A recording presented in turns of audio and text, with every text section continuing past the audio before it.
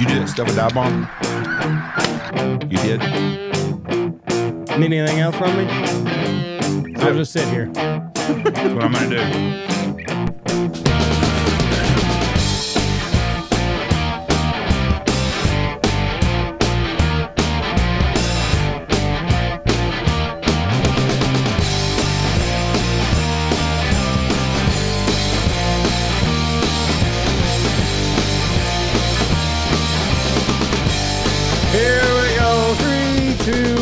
Boom! And welcome to the Big Honker Podcast, brought to you by our good friends at Cedar Run Decoys. If you want some homemade decoy, or not homemade, hand-carved decoys to hunt over to pass down a legacy, check out our good friends at cedarrundecoys.com.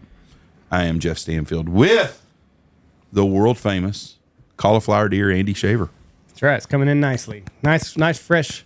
My nuts are finally dropping. That's right. Been doing this for a while. At least one of them. Yeah, at least one of them. You know, I never did understand why you guys didn't wear ear guards. Yeah. Up until about 4 months ago. And then I started going 4 months ago. And everybody already makes fun of me anyways in the class. Yeah. I walk in with some freaking ear deals. People really It's like wearing gloves in the gym. You know? Well, the only people who wear gloves in the gym is Ronnie Coleman. All right? yeah, just he's the OG. He can do it. And I don't think that you can. I think if you were wearing ear guards, you would get caught in more shit, like more guillotines, more triangles. I get caught in that enough. I don't need any something fucking holding me. Yeah, my hair was like that. Oh, when I had long hair. Yeah, I had to figure out how to put it in a bun on top of my head, but to where people couldn't just you get in a headlock, use and it as an anchor. Damn ponytail stuck, and you're just like, son of a... Not again. You're not winning this. I did this to myself. All right. Yeah, I never win anyway, so I'm pretty good. You'll with get there. that. No, I will not either. All right. I don't understand why you keep saying that though. Because that's how all white belts are. That is true. All white belts say they suck, but it's like, yeah, well, these people have been doing it for like 10 years. You're supposed to. Reality is, I understand that. Last night we did 3 5-minute deals. You did 3 5-minute deals. I did 3. I don't know how much longer. I couldn't win no more. I'd have died. Yeah. But I went against Andy, and then I went against 2 black belts. Yeah. Well, there you go. It killed me. But I'm not going to quit. I'll go again next week. I enjoyed it, but I know that I'm bad at it. I don't pretend to be. I just always feel bad for everyone else that's having to go against me. But everybody that's been 4 months into jiu-jitsu is at the same place. You know, my one of my coaches that I started with, Caesar and Hunter, were 2 of the people I rolled with a lot when I first started because that was who I was comfortable with. But Hunter fought in Bellator for like 10 years, and Caesar's a black belt. And I was doing my first competition. I told Hunter, like, dude, I'm freaking nervous, man. Like, I think I'm going to suck. And he goes, you need to understand something.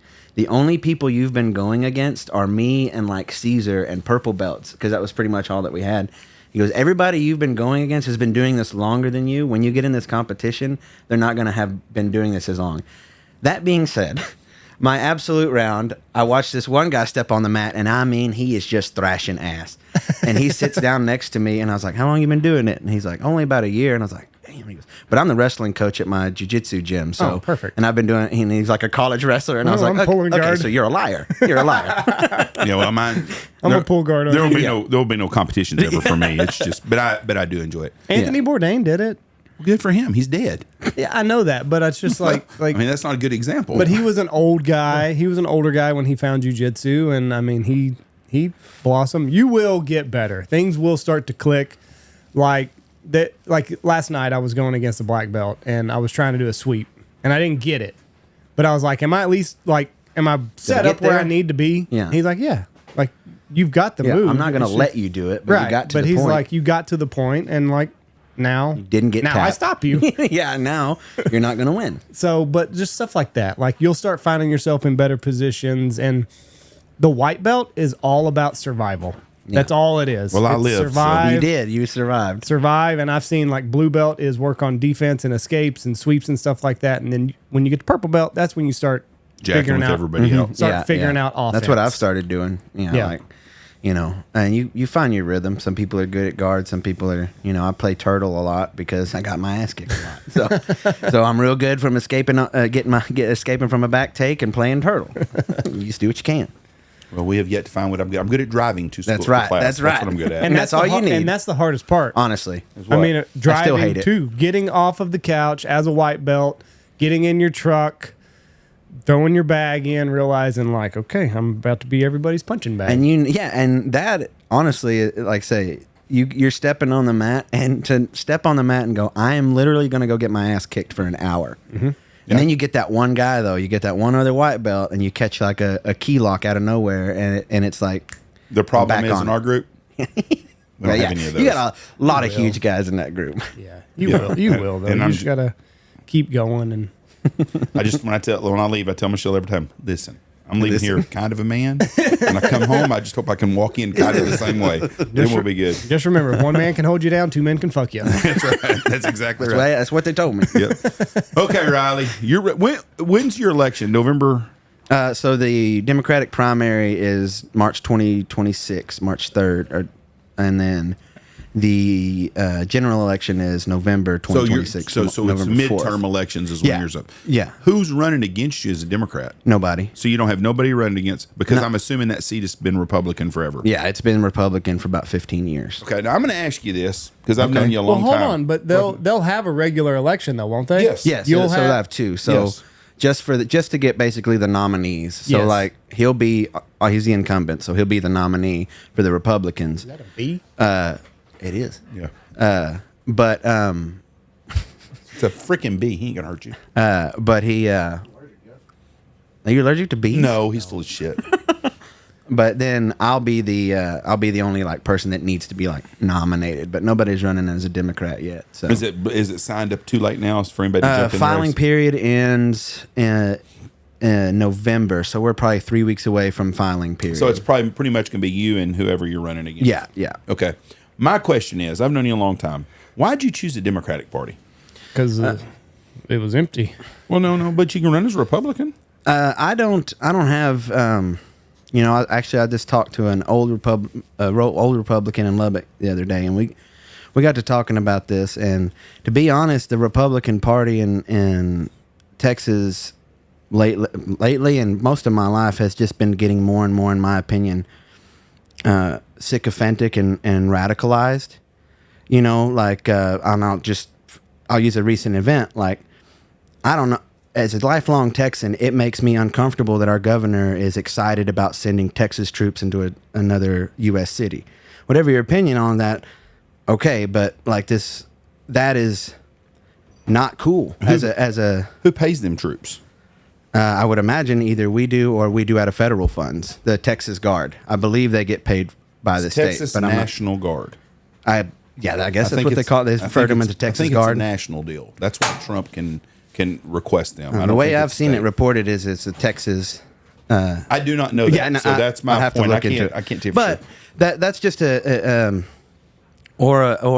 the simple fact of like our public officials that we had the No Kings protest last weekend in Abilene, and over 500 people showed up for that. And the best thing that our public officials can do is mock everybody.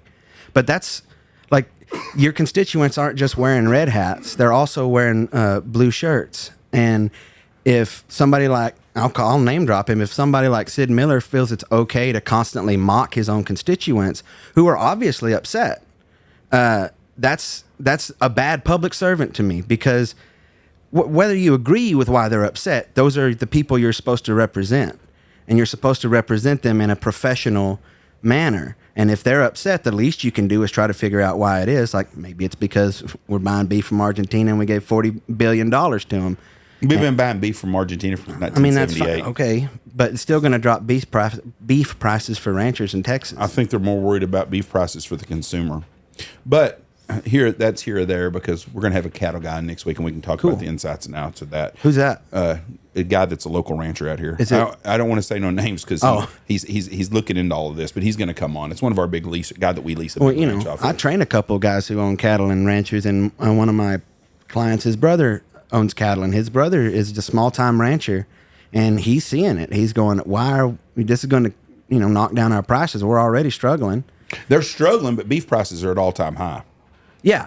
And that's why we're going to get a cattle guy. We're going to talk about all that, because I'm on their side. Right. I also am a consumer of beef, and we go to the store, and beef is $20 a pound for some stuff. Yeah. And the thing is the poor farmer ain't making no money of the rancher. It's the packing industry that's making all the money. And That monopoly, that's yeah. what RFK said. Like the big problem is you got 3 packing companies for everything. Yeah. And they're the ones that set the price, basically. Yeah. So that's the ones that's fucking us. It's not the ranchers aren't making any money. We're feeling it in the pocketbooks, but it's the packing company. Those are the ones that you need to go after. And I'm hearing a lot of people, what you're talking about is antitrust law, is breaking up those big duopolies and monopolies and all of that. And I'm hearing more and more conservative people talk about it. But what I'm not hearing is Texas Republicans talking about it. Let's take our own incumbent, for instance. Hold on. Let's go back to the no kings before we get into this. Okay. Well, hold on. I want to go back to the beef. But like here's what's tough. As a capitalist, like I am, I'm all for capitalism. And if you're better than somebody if you can break your competition fairly, I got no problem with it. But if the government is keeping people out, like the packing, or we'll use Amazon for example. Is there ever going to be another Amazon? Right. Yes. Who? No. But like who can? He'll buy it before it ever gets there. And but who could compete with? If I wanted to start the next Amazon, I can't compete with Jeff Bezos. No, at all. But I have that right to. How did Jeff Bezos start out? There was a glitch in the market that he took advantage of. He noticed a weakness, but now that is closed. Smart man. Exactly. Kind of like we do. That happens a lot, though. Like what Andy's pointing to is happening all over the place. Where they identify a weakness in the market, and then they get it, then they exploit it, and sure, you call him a good businessman or whatever, but then they put people in power that will go and close that loophole. Now, like people. Greg Abbott made a bunch of money when he got injured, right? Well, now people can't sue the same way he did. Like he gets over 6 figures a year for his medical expenses and his disability. I'm not mad at that. What's gross is other people now can't do that because of laws that he helped pass. And so that's a microcosm of what Andy's pointing to, which is like there won't ever be another Amazon that can ever get to that level. And that's not a free and fair market, because before they get there, there'll either be a law put in place or he'll squeeze them till he can buy them out, just like everybody. Squeezing's not illegal. Yeah, but it also isn't a free and fair market, that's the whole point. There was a company called Sears and Roebuck, way, way, way before you were born or your daddy was born, that was the Amazon, and they're no longer relevant. Right. Somebody else will come that's around. regular Sears. They right? didn't adopt with the times. But that was their fault. I'm not denying that at all. But up until about 30 years ago, Sears had a company that just sold Craftsman tools, which are great tools, and they did home appliances, and they would go send a team out and stuff. Something happened with their business model, but they done really, really good job at what it. They underestimated the power of the internet, and Jeff Bezos went all in on it. Jeff Bezos went in from selling books on Amazon, because when I was in college, all you could get on Amazon was books, and then when I got married and moved out here, Amazon started selling toilet paper and all this other shit. And then I think it's rural America that's keeping Amazon afloat, because we don't want to go to Abilene for a lot of shit that you can get on Amazon and have in 2 days. But what I'm saying is that Amazon, someone else did come in, and Amazon did do what Sears did. Somebody will come down the road one day and replace Amazon. Do you think that Jeff Bezos would allow that to happen? He's given millions to our public representatives. So is every drug company. So is every trucking company, and everybody in the world. I think a lobbyist is wrong. I think it's blackmail, and it does it. I just find it rich that one side wants to blame the other one for everybody in big business when they're as guilty or guiltier as anybody else. Let me make this clear. I'm not blaming one side. I'm blaming the entire establishment. The whole game. The whole game. Just so everybody's clear, D.C.'s fucked up. I don't like Chuck Schumer. I don't like Hakeem Jeffries. I don't like most of the National Democratic establishment. And to be completely honest, there's good Texas Democrats, but it's still pretty hard to break in on either side, because everybody is it's a big club and you're not in it. And it's all the way down. I don't think you're going to find very many people. We hunt people from all over the United States, and most everybody we hunt is going to be probably in the top 20% of income in this country. Mm-hmm. I mean, we hunt very few people that are in the billionaire 1% club, but we hunt a lot of people that make a really good living, probably $350,000 and up a year. We hunt a lot of people like that. That's the 1%, Jeff. Okay, well, but those aren't the people that are flying in private jets. Those are people just making a good living. Like Christy Noem, who just bought a $107 million private jet. She didn't buy that jet. Oh yeah, no, we did. I'm sorry, I forgot about that. The public paid for that. We have for years. She needed a private jet. So I'm with I'm you just on saying, that. that's weird. But both sides done the same thing. Do you want Nancy Pelosi's bar bill? That's my issue though with that is so she gets a pass, not from you personally, right? But generally she gets a pass because they need it. But if that had been whoever was running Biden's deal, and I can't remember who was running his DHS, but I wasn't a fan of that administration either. But if that had been somebody, if that had been them, which they may have, they did. They all have. But it's the same thing with, we just talked about the boots on the ground in another state. Remember Jade Helms in 2014? Dang, you'd have thought everybody they was going to take over Knox City the way everybody was losing their minds. But now, when we use the Texas Guard and National Guard on protesters, well, that's okay because these protesters, they're crazy and they're terrible, and we need to put these boots on the ground. It's not. Well, the left did this and the right did this. I'm not against boots on the ground. It's nobody's. Well, I am, and why? Because we're American. Washington D.C. That's safe different. now. Well, hold on. Why is it different? It's a town. Well, because he's actually because constitutionally he can do that in Washington D.C. But I haven't been. Dude, I can't afford to leave the state. Okay. But D.C., I've been there before, and it's like any big city in America. They're bad in a lot of places at nighttime. You know what? Now it's safe there. The people there love it. The people on the south side of Chicago, outside of the Democratic talking points, those people that live in Chicago, they want the National Guard. And that's not what I've been seeing from polling. Not, because you're getting the Democratic polling. You're only getting one side of the deal. Actually, my Facebook is full of Republican and stuff. There's Republicans that are mad at absolutely, because if you're in Chicago, people in Chicago. So you've got Chicago. There's a video Republicans right now of Chicago police. I can show you if you want. I can pull it up. But that got tear gassed by these people. There was a woman, and it's a case. You can see videos on both sides, Riley. No, but what I'm saying is, if you want to arrest somebody for immigration, that's fine. But what should not be happening is police officers getting tear gassed, women getting jerked out of their pickup, out of their cars. So the Democratic Party is worried about cops now? That's kind of rich, isn't it?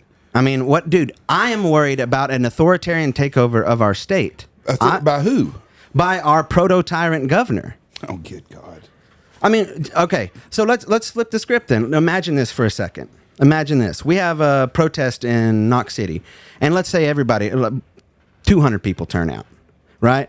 But that protest might be, let's say we have a Democratic governor, and that protest is for a Republican issue, whatever it might be, right-wing issue, right? And that Democrat goes, you know what? You guys seem violent, and you seem like you might do something. So what I'm going to do is I'm going to send the Texas Guard to stand around you guys in Knox City, Texas. You would be okay with them sending military to stand around people you know personally and watch them as if they're a bunch of animals. Did they arrest them for anything? I mean, they did in Austin. They arrested several people that they later released without any charges. Okay, so let me get this straight. So we're talking about a governor coming in and sending out people to arrest people for things that they don't like not wearing a mask in the street or arresting you for being on the beach in California or all the other stuff that the Democrats done. I'm not saying that's okay. No, I know, but I damn sure didn't hear nobody from the left bitching and complaining about that shit. And that is also not okay. Okay, but whatever party's in charge, that's what they do. Yeah, and that's a bad precedent. I think if you talk to the people in Chicago, I travel a lot. Andy travels a lot. You said you haven't left the state much. You go to these big cities; they're freaking bad at night. Am I correct? Let me city, go back on that. Republican, Democrat. I can't travel because everybody that's my age and working class like me, like I got a hard out today at 11. It's not because I have a meeting. I got to go to fucking work. No. I understand so, like, that. I can't leave the state because I'm too poor. I was young. I'm not doing that. I'm just talking about we travel a lot, right? Work related, and we travel a lot. We're also older. I raised my kids. Mm-hmm. When I was your age, I wasn't going to go stuff all the time unless it was work related. I didn't go. Couldn't afford it. Yeah, but we travel a lot, but we go to a lot of big cities. Every city in America, I don't care if it's ran by a red person or a blue city. Unfortunately, most cities are ran by the Democratic Party. They got that inner city vote, and they've got the votes because most of other people have moved out. So they control most inner cities. Most inner cities in our country are really in bad shape in a lot of places. Not to be racist, it sounds racist, but if there's an MLK Boulevard on it, you don't go there after dark very much because there's a chance it's probably a pretty rough area. But shouldn't that, as a state that likes to hold themselves as a republic, right, up as a republic, shouldn't our point of view be, you know what? your crime rate's really high. You know who should handle that? The people in your community, because that's how a republic works. So if you don't like, okay, well, get your ass to the... It sounds like you need to go to the city council meeting. It sounds like you need to start participating in your local politics instead of waiting on a messiah that from whatever side to send the National Guard in there.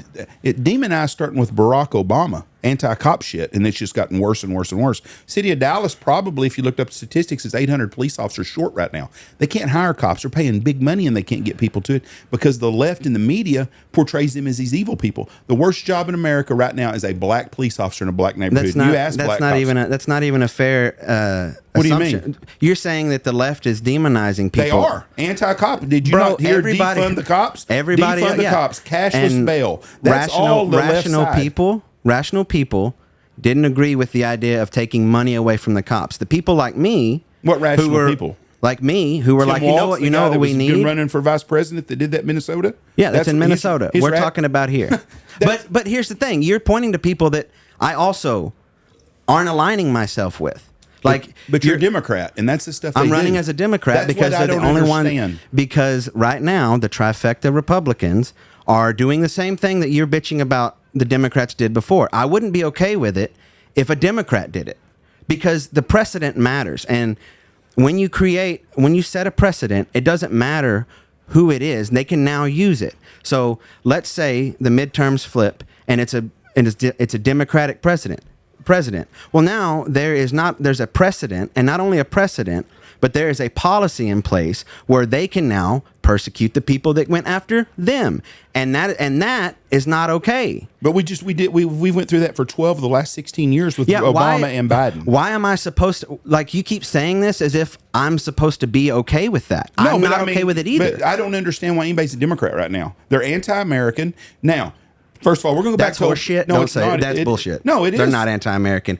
To criticize your own country is not anti-American. Mark Twain already said it. You should love your country and love your government when it deserves it. And right now, they don't deserve it. You're going to tell me you can't pay our military, but you can give $40 billion to Argentina. We paid our military to bail out. Okay, but you can't pay anybody else. We still have 700,000, I think. The shutouts federal on your workers. Party. I mean, it's all around. Okay, no, your shutout is on the Democrats. No. They're in control. Who is? The Republicans. They run all three houses. So two houses. They should do a nuclear option on this and make it just 50 votes. Some people are considering it. Yeah, but they're not doing it.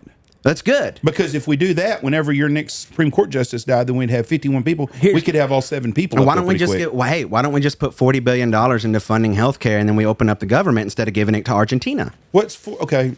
We're going to go back to this then. So first of all, I think the Democrats are anti-American, and most people do. Opinion. That's why they lost the election. You run these wacko candidates out there that don't have nothing to do with Look at the squad. Ain't none of them about America. Not one of those people is for America first. Not one of them. I don't agree with that, but you think AOC's for America first? Ilya and Omar? Yeah, so they seem to be the only ones that care about American values like rights, like Ilya and civil Omar rights. Cares about America. She married her brother and lied about shit. She's an illegal immigrant herself. She's not an illegal immigrant. She couldn't hold office if she was. She literally could not hold office if she was. Oh, you think so, huh? You can't hold if you're not a legal citizen of this country, you cannot hold a political office. That's why Zoran Mamdani can only run for mayor. No, he wasn't born in America either. Okay, so what you're telling me right now? Oh, so was she born in America? Ilya Omar's not. That makes her an American citizen. Ilya Omar's not born in America. He can't run for president because he was not born in America. Andy, can you see it? Thank you. Ilya Omar was born she was raised in Somalia. Let's bring this back around to the original question you asked me. Why am I running as a Democrat? Yeah. Okay. I don't cop to this new Texas Republican bullcrap. They're all a bunch of sycophants. When Rand Paul and stuff is coming out and saying this isn't cool, even Sid Miller isn't cool with the cattle buying stuff. It doesn't seem like they are Texas first, and I'll give you the example of what make me want to run.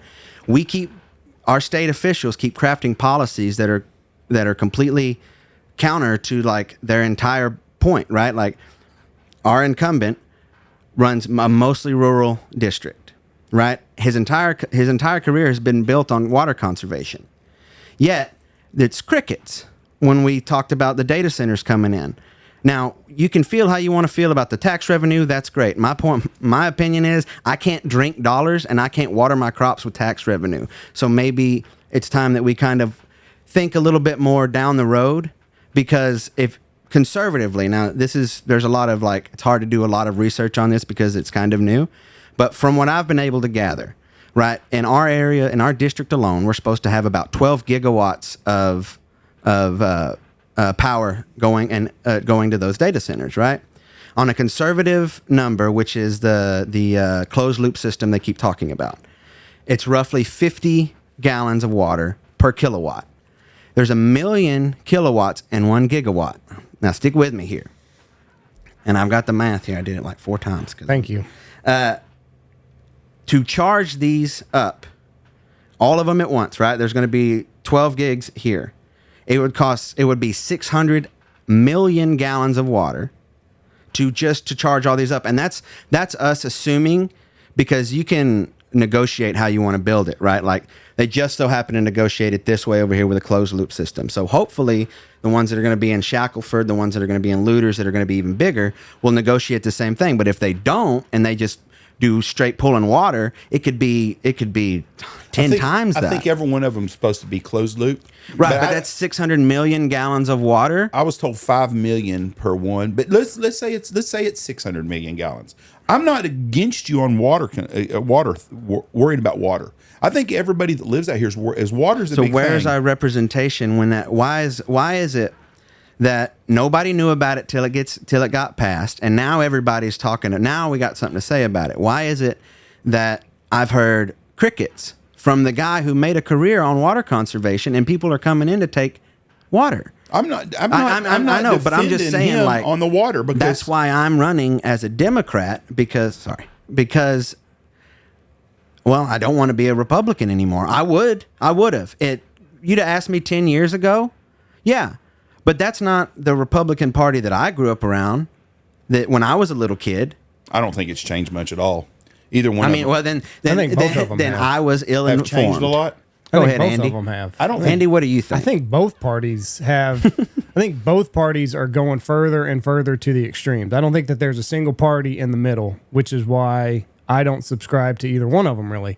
I voted for Trump because I feel like he was the lesser of two evils. The border was an issue during the election, and we obviously saw the way that Kamala handled it while she was vice president. So there's a lot of things that Trump has done recently that I am not for. So I think that both sides are going to continue to drift apart. And honestly, I was listening to Tucker Carlson, and he made a very, very good point. He said civil war in America is inevitable because it's going to be, we're not on the same team anymore like we used to be. Just because we're so diverse and there's so many options out there, we don't have any common thread anymore. Back in the 50s, 60s, and 70s, there were 3 TV stations and everybody watched the same fucking thing. And it was communism versus it's not even that. It's just if you look at America back in the glory days, if that's what you want to call it, the pie in the sky that everybody's shooting for, everybody was pretty much the same because there wasn't something feeding all of our different interests, right? Like we all just kind of got the same stuff and we were united and we all got the same news, whether that was propaganda or not. I'm sure a lot of it was back then. But now we're just so divided and everybody's just kind of scattered and we can't come to terms of what's important. When I was a kid, here's what I think. I think that our life in America is so good that we get lost in the weeds of a lot of minute details. I think you're right on that. And you were right about when I was a kid, a little kid, and I didn't know much about, but going back and reading stuff, when John F. Kennedy ran for president in 1960, and when we ran as president in 68 and in 72, both parties were not that far apart. The Vietnam War kind of divided. That was the big That was probably the first. Because people realized, a lot of people started catching on, hey, this is a war machine. This is about money. I'm Republican. I'm against the war machine. I don't want to give no money to nobody. I'm tired of money. I don't want to give Israel no money. Right. I don't mind giving Israel some food if they need food, but they don't need it. They've got plenty of money. But also, free college and free healthcare. I don't want to spend a freaking dime with the Muslims. The Muslims are ruining Europe. I know you're a Democrat, and you probably know that. But if you look at London right now, the Muslims and the illegal immigration that's come into Europe is killing Europe. Europe will never be the same. It will never be a safe place to go to because of that. And every place that the Muslims in control of is a shithole in the world. It is. And they're trying to do the same thing to New York City now with this Mamdani guy. It's another one. All the policy that we have in this country is made by both sides. I see Elizabeth Warren bitch about tax shit all the time. Well, she wrote the tax laws. She's been in office for 12 fucking years. She can't do nothing. There's no King's Day is the biggest bunch of shit. There's no king. We don't have a king. You know, we got the same guy in charge that's got some power, the same as Obama did when he was in charge just a few years ago, and nobody said a damn word about it. And that's a lot of people were saying pretty pointed words about it, as a matter of fact. Of course they did, just like they do now on the other side. That's the way things are in politics. I'm not and disagreeing with you. The next guy that's president 12 years from now, it's going to be the same way too. So 2 things I'm going to circle back on. Mayorkas was the DHS under Biden. Yes. Thank you. He flew private, and the Republicans said he should not fly private. He should fly commercial until he fixes the border.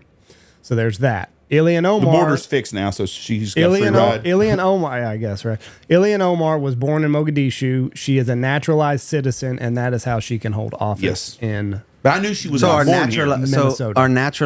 naturalized citizens don't deserve. They can't run for president. They don't. No, but you're talking about her like she doesn't deserve any kind of. If she married her brother to stuff. become a natural citizen, no.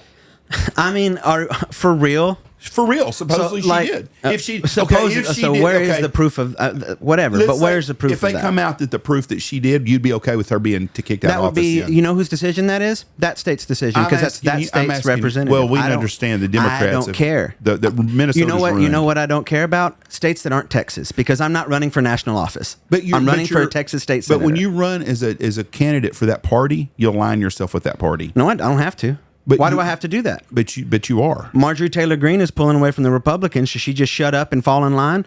No, I didn't ask her to fall in line. Thomas Massey's being attacked by the president. Should he just shut up and fall in line? 2 people that you would never Rand have defended Paul? 9 months ago. Well, I'll defend that's not- Fetterman. first of all- Fetterman's pulling away from the Democratic Party. She can vote how she wants. I don't have a problem I with did that. But, I mean, support. just I do like- like Thomas Massey because he's consistent. Okay. I don't care about it. I may not care about his policies, but the man's consistent, and he is doing the one thing that all of us should still be talking about, which is the Epstein files. They're trying to get those released, and they are fighting the hell out of it. And it's quite convenient that when it was before the election, it was, we got to get them out. The Democrats are hiding. Well, we're almost a full year into this presidency where our FBI director made his career on these files. The deputy director made their career on the files. Pam Bondi's made her career on the files. And yet we can't get them out of the office. And what they want to talk about is we're not going to start the government. Like, it's rich that we literally have an international pedophile that has names from both sides all over the list, and nobody seems to be like, this is suspicious that the government is still shut down, that we're still not legitimizing the Arizona representative who would be the vote that would push it over the edge. Like, I do want to point that out, that there is a much larger thing at work here. We just kicked all of the press. I mean, if we want to get into it, we just kicked all the press out of the Pentagon. Would that have been okay for Biden's? They kicked a lot of people out too. Yeah, I know. I'm not saying I'm not blaming like one side. What I'm saying is kicking any press, Fox News or CNN, out of the Pentagon is not okay, because that's our money that they're spending. By the way, in an organization that's never been audited. Which what are you talking about? Has been The audited? Pentagon. The Pentagon has not been audited. The Treasury. Yeah, I mean, like, there's a lot of issues. Like, see, get back to what Andy was pointing at. We actually aren't divided on a lot of on stuff. No, the stuff the Epstein stuff. I don't have a problem with that release. It's all because of Israel.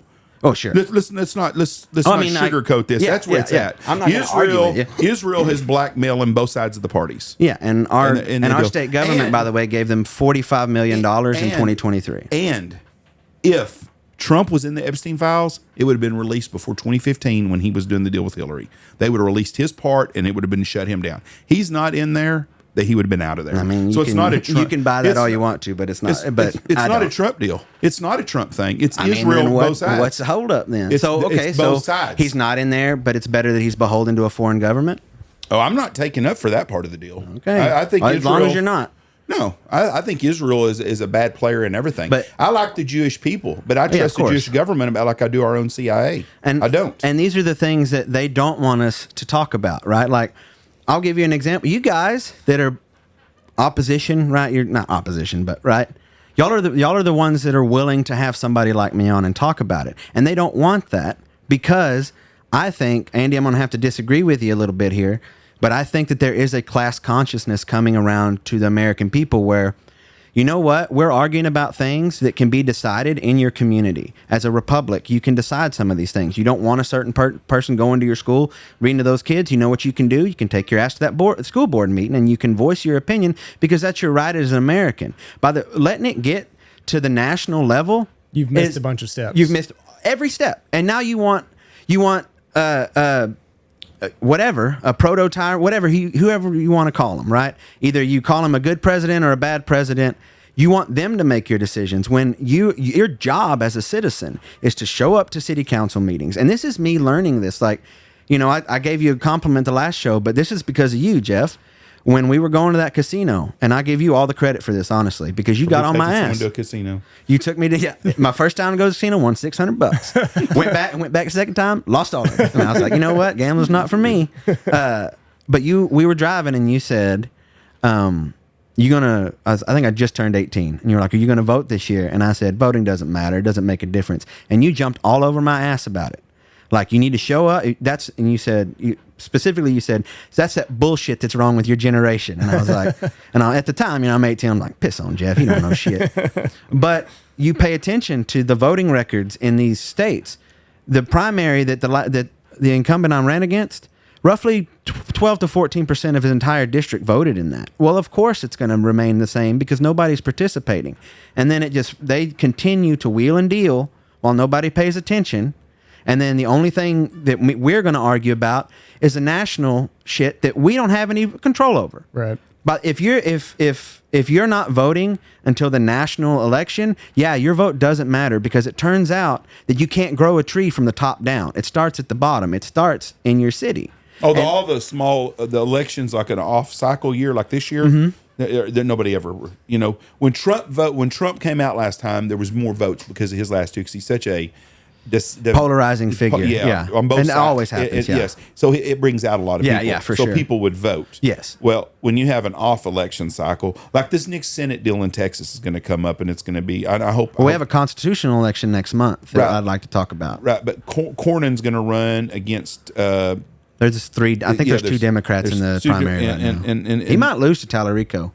Tallarico's a solid guy. Yeah, he ain't gonna win. The Republicans are gonna win the national seat. The state seat will happen. It's gonna be just like ever. He's gonna win by 8 to 10%. I hope it's not Cornyn. I don't like him. I would love to have somebody else come in. I don't like him or Ted Cruz. But I like Ted Cruz. I think Ted Cruz is the smartest guy in the room usually. So did you watch that Tucker Carlson interview? It didn't go very well. It did not go well for him. But he's a sharp guy. I would vote for him. But the Democrats don't have nobody to run. Beto, he's a rich kid. Tallarico. Yeah, he's not going to win. Why? What's wrong with? I mean, I like James Tallarico. He sounds like little bit I know of moderate. I don't care. I can't vote for blue. All the crap, the transgender bullshit, the border stuff, the free money crap.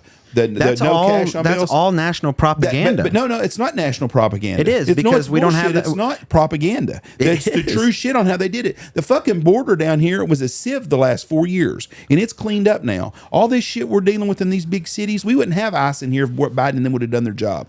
That is not a national deal. That affected Texas, our border being open. You ask anybody that lives down in the valley how bad it is, and why do you think the valley has went red in voters? Because the people got sick of that shit. So it's not a national issue. That is a state issue. Immigration and the other social issues. Immigration is a national issue. It is. The other issues the other issues you pointed out are not. Those are issues that if you have a problem with it, again, you can take your ass to the city council meeting and y'all can talk about it because those are the decisions that should be left to the people that in the community that it affects. I'm not disagreeing with you, but it doesn't work that way. But it should, but it doesn't. It should. So let's change that. Well, but right now the rules we're playing on though, it's bad. I can't vote for a Democrat for nothing because of that shit right there. So you wouldn't vote for me? Probably not, because you're a Democrat and I like you. Because of that. But see that's that shit that Andy's pointing at. You're right. You're voting party lines instead of for the man. You would rather vote a party line Republican no matter what. Because I could go talk to you. Because I used to be able to talk to my state or my shouldn't that be the way that it is? Like, shouldn't you be able to call your local representative and be like, "Hey, what the fuck are we doing?" I've got here? 3 phone numbers for my congressman right here. And you know how many he's answered in the last 6 weeks? One. But you know how many he answered 6-7 years ago when he was running the first time? Every freaking time I called. Was it Jody Arrington, our congressman last time? No. Ronnie Jackson. Our congressman. Oh, is that this area? Yes. Yeah, no, I'm sorry. I'm in Abilene. But Ronnie was really good about taking our calls when he was running the first time. Right. And needed to be on here to talk because we have a lot of listeners out here. But guess what happened after he'd been in 2 terms? Don't need you now. That's Ronnie Jackson. Please leave a number, please. I can't hear from him. And guess where all the talk of term limits went? Yeah. I haven't heard about him again. And that's, you get to a really good point, Jeff, that I was hoping to get to make today. So thank you. It doesn't just stop at the congressional level either. I mean, our representatives just want their office, because I've reached out. I'll use Stan Lambert as an example. I called his office. Now, his people answered, right? Obviously, he was in the middle of session, so he couldn't. But I call his office and I go, "Hey, I want to make sure that you're voting no on these vouchers, because there's only like 4 districts, 4 school districts where kids can even get to a private school in this in our district." "Oh, yeah, no, we're voting no on it." Very next day, votes yes. Call them. "Hey, what the hell?" Almost everybody, I'm sure, across Abilene called. Already had an apology letter emailed immediately to me.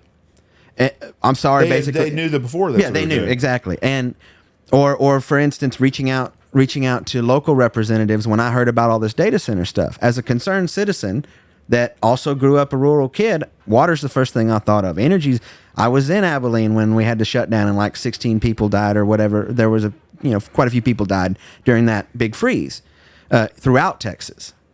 And so we're hitting energy and we're hitting water, which I know for a fact, none of that energy and none of that water is going to be taken if we ever end up in a crisis. They're not going to shut those down to help us out.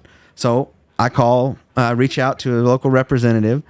And the email I get back is, "There's nothing I can do about it." My suggestion was, "Hey," and this is definitely a part of their job, "can we start an environmental oversight board?" Because it's too late to turn the bus around, obviously. But can we start a citizen environmental oversight board to make sure that we're watching this? Because that's a lot of water, and we're in what's the whole saying about Texas? You get a 10-year drought and a biblical flood once every few years. Right. So the answer I get back is, "Well, there's really nothing I can do for you." No, actually, there is. You can take your ass to a county commissioner meeting with me and give me some weight to what I'm saying, because you'd agree that it's a lot different. Citizen Riley coming in and griping at the county commissioners board about environmental changes. They're just going to write it off and tell me, whatever. But if a mayor were to come in or a state senator were to write a letter or walk in with you, that's representation. And your representation doesn't start when you get to the Capitol. Your representation starts when you get, and then when you come back from the Capitol. And Andy and Jeff call me and they say, "We have a big problem in our area for yada, yada, yada. Can you help us?" My job as a representative is to go, "Absolutely, I can figure something out. I can call somebody. I can get you a meeting," because my voice would hold more weight. And our representatives don't do any of that. And so we get to come in these sessions and we bitch at one another while they just continue to make money and not do anything about it. What about... So to your knowledge, is there any like safety procedures like 2011? Everything was going dry. Miller Creek, where we get our water from, had like a month's worth of water left. And then we get this biblical flood like you talked about. We went from like 2% to over the spillway overnight. Pray. Is there any fail safes in place right now that you know of, where if we find ourselves in this water crisis again, that these data centers are going to not use the water that they're allotted? Not that I know of. If they're on a closed loop, that water, once they fill, I'm not taking up the data centers. I'm not taking up the data centers. I think that closed loop, once they fill it up with water, I don't think they'll have more. But isn't Lake Abilene already dry? One of them, and someone said Stanford's getting sucked down pretty fast too. But here's what I was going to say. The closed loop does it, but still, if you've got an extra 50,000 people working at these places, area wide, that's a lot of water consumption each day just for 50,000 people. I mean, Abilene itself consumes 30 billion gallons of water. Like, or million gallons. I'll have to look the number. I bet back it's up. more than that. You could. Let me look at it again. I used to know how many Knox City used. Yeah, but it's Andy's a on lot. the water board. He probably knows. How much water do y'all sell a month? Jeff. Okay, Jeff? you don't know either. Sure wish you wouldn't have put me. I know. Put you in the spot. I know it starts with a 4. Yeah, I just don't know how many zeros It's 4 are behind million it. gallons or 40 million. So Or what? 400. or 400 million maybe. I just don't know where the zeros stop. Water, our gray area discharge in Knox City, because I wanted them to build a water hole out there. Yeah. And then I thought about, you know what, if we could just pump that water back to the golf course, because it just goes in China Creek or whatever that, China Creek, I think is what that is. Our discharge of gray water was like 1 million gallons or something of gray water. After we clean it and cycle it and we shit it, you know, it hits all the EPA standards and all the other stuff to go in that creek. And it was a lot of water a day. I mean, a lot. And I thought, it's a shame we can't use it for farming water in yards or something. It's just a lot of water that's waste. So it's an people would shit to know. They would shit to know how much water is evaporated each day. More water is evaporated than used. And consider this. So from what I've been able to find, and this is another like concerning thing, is there's not a lot of back end research on these things. There's a lot of front end research that gets it sold to rural counties, but as far as like, well, you know, how does a data center use water in areas? We're learning and growing, right? Because Exactly. It's a new thing, and we're trying to get ahead. And there's also a bubble that people are starting to talk about. We're trying to get ahead of the curve, is what we're trying to be the leader in AI. And every company is going to use AI. We use it here some. I mean, it's coming now. One of my issues with this power deal is, and it's not an issue with anyone, is we need to make a nuclear power plant. If we're going to power plant these data centers, build a nuclear power plant out here. That's the safest, cleanest energy there is. The United States military has used nuclear reactors on ships since 1958. You know how many incidents they've had? I don't know. None. Zero. None. Zero. Zero. Yeah. The United States has had nuclear power plants since 1960 something. I think we had the Long Island, the deal at Long Island, 3 Mile Island. 3 Mile Island, yeah. And nothing came Yeah, and of they it. pulled a bunch of funding from like that kind of like infrastructure stuff But- after that happened. But that we had the Chernobyl incident, and we've had the one. It's pretty big. But it was. Yeah, it's the pretty one, scary. But the Russians don't have no. They don't cut have corners. OSHA. Yeah, no OSHA there. And then Japan had the one at the Fukuoka or whatever. Fukushima? Yeah, whatever it was, Yeah. with the wave hit it. yeah. Just a freak deal. But that's it. I mean, we have a lot of water. We could work on hydro electricity. We don't have the water here for that. But we could. I mean, we could try to generate these type of things like along the coast and stuff like that as well. Okay. So that would help our grid. I mean, but we our have wind energy is 28.6% of our energy grid. The California. You imagine trying to put some windmills off California? I'm not worried about California. But I'm talking about you can't do hydroelectric in Texas. We don't have the water for that. We don't have the running rivers to do that. Now, we could be desalination plants on the Texas coast. Do you think water. this is an honest question? Do you think Possum Kingdom They don't have enough water. I mean, would be able to do anything no, like that? you got to have like the Colorado River. Yeah. Now, up north where you got running water, you could do it lots of places. What about the Rio? I don't think it has enough water flow? I don't think so, because it goes close to being drying sometimes in some places. Yeah. There's just we don't have Yeah. the water here for hydroelectric. I don't think. Yeah. But I've heard people pitch that before. But we've got rid of all of our coal plants, like Oakley Union. They just closed that big coal plant. We need those coal-powered plants, and we need those to power this electricity for the data centers and for us. That's why when we lost our electricity in 2021 or whenever that was, that big cold freeze, because we had taken all them offline and we were relying on solar and wind. And the wind quit blowing. Yes. That was a big thing. Wind- For however many days leading up to that, the wind didn't blow, so it wasn't generating the Right. like you said, the 28% Yeah. that you would normally get from wind energy, and it just kind of left us in a pretty bad situation. And a lot of our wind energy here is not even consumed in Texas. Florida Power and Light owns a lot of these. Did you know that? Yeah, and these are also these are good issues that I'm running. Like, why is that? Do you? Why is it that that's what's happening? Why are people coming to our state and doing these things, and our state representatives are just letting none of that power goes there? Why aren't our state representatives going? Oh no, you don't build wind turbines here unless it goes to our people. Because our people didn't want to build it. TXU didn't want to build it. Florida Power and Light did, and they spent billions of dollars to do it. And that's the problem. Is like they spent billions of dollars to do it. They used Texas land, and no Texans are benefiting from The it. Texans that own that land they sold it to them. Well, that's great for them, but the rest. What are the rest? Again, the rest of us are having energy problems. But so when do we care about everybody else? When do we start giving a shit about all the Texans, and not just the people who have the land. I support landowners. That's capitalism, and that's the landowners. Yeah, but here's the thing: this is bastardized capitalism. This is not Adam Smith's capitalism. The point of Adam Smith's capitalism was that you create the best quality product and the most affordable, best quality product for the consumer. And our prices are going up, and the quality products are going down. And there are people to blame for that. And every time we get to that point where it's like, oh, hey, Jeff Bezos is the only person that can do this. Everybody decides, well, never mind. He's a good. No, dude.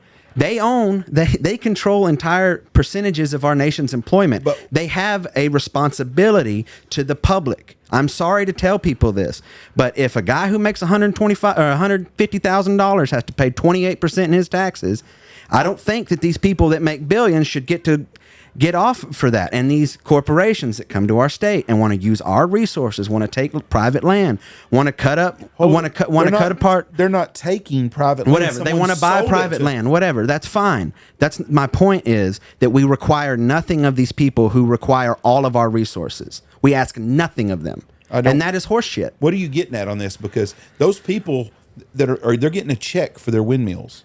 They done it. What about the oil companies that don't live here, that own oil rights here? The point I'm getting to is those people are getting a check for their windmills. That's great. But that windmill energy isn't going anywhere in Texas. And if Florida wants to spend billions of dollars to build windmills in here that are going to create electricity and power for us, the least they can do is give us some of it because it's our state. Give me. That's the way it works. Dude, we all pay a fucking energy bill. What do you mean? It's not obviously giving, but they're not supplying any energy to us. That is not okay to come to my state and take up land. And yes, I'm glad the landowner gets to make, what is it, $15,000 a wind turbine, I think, or something like that. Some less, some more. Some less, some more. I'm glad that they get to profit off of that. But none of the rest of us do. And we're not paying our dues. I'm paying $112 usage bill on an energy bill that I'm already paying $250 on. And the usage bill is for maintenance and repairs. I thought that's what the $200 that I'm paying you a month was for. So, I'm sorry, but I'm going to require a little bit more from corporations that want to come to the state and start taking resources. And if the least they could do was supply the public with 10% of that power. That's my point, right? You want to make your money, pay your landowner, that's fine. But we ask nothing in return. We got jobs created. We create tax dollars. They are fixing to have another massive layoff of windmill people. Dude, I lived in Abilene. I've watched all of my friends that worked for the windmills get laid off. Just cycle after cycle. So that's not happening. But that's not helpful. Temporary jobs do not help. They created a job. Nobody wanted to invest in that. You could have invested in it. I was 11. You could still invest in it if you want to get in the wind energy. And you know what? If I had enough money to invest in anything, I would. Okay, but I have to buy food, and it turns out food's really high. But there's people that have jobs here that can do that have money, and less people are doing that. And they can invest in that wind energy if they want to. That's a private company did it. I don't have a problem with that. I'm just saying a lot of the wind energy that's here is going somewhere else. And you know what? TXU might be buying some from Iowa. I don't know. They might be buying some from Oklahoma or Colorado or wherever. I got news for you. Some of this solar stuff here is it'll probably be used on these data centers. But some of this is probably going to be shipped out. They're trying to actually build a power plant for the data center, and they're running into some issues in Abilene. They're trying to buy another big section of land to build a massive power plant to run the data center, which is another issue because I don't hear if any of that's going to help us. If we lose power in Abilene, is that plant going to convert over and help run our stuff, or is that just for them? I don't see. That's what I don't understand. It's a private business. They're not entitled to give you electricity if they build it for their plant over there. Do you agree on this, Andy? If you own a business and you needed 100 megawatts or whatever the hell it is, I don't know what the electric terms is, and so you built you a power plant to do your electricity, do you owe it to the community to send it to them? Well, I understand both sides. Well, I'm asking you. That's part of my problem. I understand, it's one thing when another state comes and builds these things that's going to, go to help their constituents when we have this massive freeze like we had whatever year that was, and we don't have the energy here. It's like, well, what about all this shit that we used our land for? Well, it's not our land; it's private land. But I'm just asking you, if you owned a data center, and you built yourself a power plant to run your data center, you don't owe that electricity. You invested billions of dollars to build that to make sure that you're online at all times. Let me ask you something, Jeff. Whose water is it? Well, the taxpayers of Knox County own Millers Creek Lake. And whose water is it? Whose water? It's not their water. No. It's our water. It's the public's water. We live in this state. They don't. You want to come in? Like, that's the thing. They're building a business in the county. So, yes, they're part of it. No different than if a new family moved in. But why? So why is it that we're sacrificing our communities, the people that already live there, right? Like I told you about my friend who's losing his apartment right now because rent's going up. You're just telling me about rent going up in all these other places. Every place it is. So why? And what you're telling me is that I'm watching corporations move in. Here's a great point for this. So the people that are moving to Abilene, the workers, they're getting a rent allowance. I think it's about $1,500 to $2,000. Who's giving them the rent allowance? I believe the company is. Of course it is. It's private. But the problem is now all the rent in Abilene has gone up. Yes. Because they know that they're going to get $1,500, $2,000 a month. It could be more, could be less. If you owned a house, what would you do? I wouldn't jack it up. Actually, that's why we don't have Hulu. That's why we don't have Netflix. That's why we don't, because what Andy was bringing up earlier, I'm not on board with that. I can't sit here and talk shit and then be like, anyways. You know, there's certain rules you got to play by because you don't have an option. But if I'm a state representative, and what you're going to come in and tell me is I need your water and I need power, and I'm not going to give you any of it, then you can go find another state or another district, or preferably go away, because resources are non-negotiable. We don't get more water. Like when we're out of water, we're out of water. And I keep saying this and saying this and saying this. Nice roads are nice. New streets are nice. But I can't drink asphalt. I can't water crops. Our farmers and ranchers can't water their animals with tax revenue. It's all really good to have tax revenue. I get that. I'm not crazy. But why do we need to sacrifice our people? Like, to me, that's blood money, because the people that are getting hurt are the people that came in, that moved into these counties and were paying $600 a month in rent. But now that everybody found out that the workers that are moving here are going to get $2,000, well, you can go screw yourself. Go move into a 2-bedroom because that's all you can afford now, because we need to get these other people in. You think Midland and Odessa and Pecos and all them went through all this stuff too? And they didn't, and there was no infrastructure behind it. But every one of them's the same. It's every boom. It's that way. You can look back in history of every boom we had. So why do we let this keep happening? If we know this is going to happen, there are things we can do. But because I live in a town that's dying. Is that safe to say? This might save our community, or we're going to be one of these boarded up communities in West Texas, like every one of them, because there's not going to be nothing here. But so what Riley's saying though, what if rent in Knox City goes to $3,000 a month? I understand what you're saying. So I get the problem. Why is it okay with you? Where do people that work for the hospital go? Where do people that we had this same conversation at the house the other day. I agree with you guys. Teachers, we talked about this earlier. Yeah, where do teachers go? Teachers are going to come to town unless the school systems, like in Pecos, my coach Steele lives in Pecos now and coaches there. No, does he? Nice. They got a big raise to move out there, a good thing going. But you know what? They live in school properties. The school had to build their places because the same reason you're talking about, because rent was too high and they couldn't get teachers to go there. So they built some stuff. So they had to put it in. Back to our original thing, this whole thing started about the power company. If you own a business, if I owned a business here and I put me in my own private power plant generators, whatever it is, in case electricity goes out to run my business for 3 weeks, and my neighbor over there don't have no electricity, well, I'm sorry, bud, I didn't build this to supply you with electricity.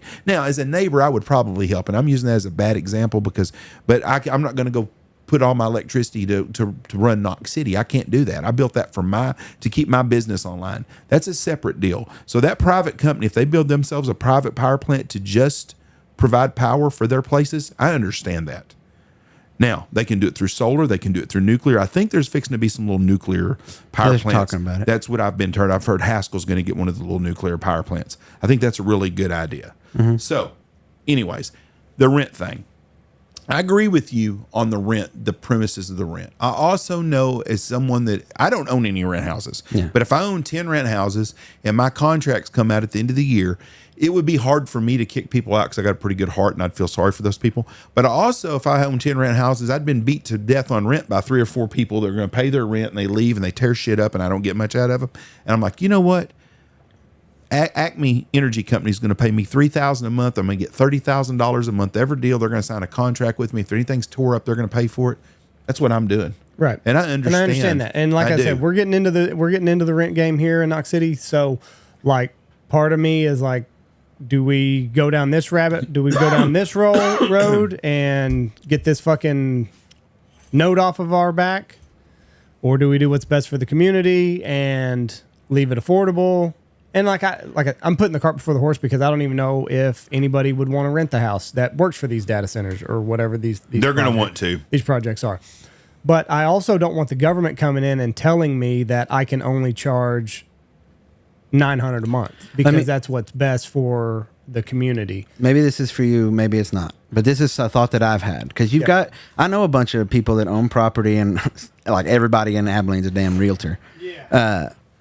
But I've thought about this some and I've been able to talk to a few people, like a guy I met just the other night. He runs he was on the city city board for a real small town about Knox City size. But I talked to him about same points you're making, right? I don't want the government capping my rent, but I don't want to be a dick to my neighbors. Right. I'd rather help somebody I know than help somebody I don't. Everybody would rather do that.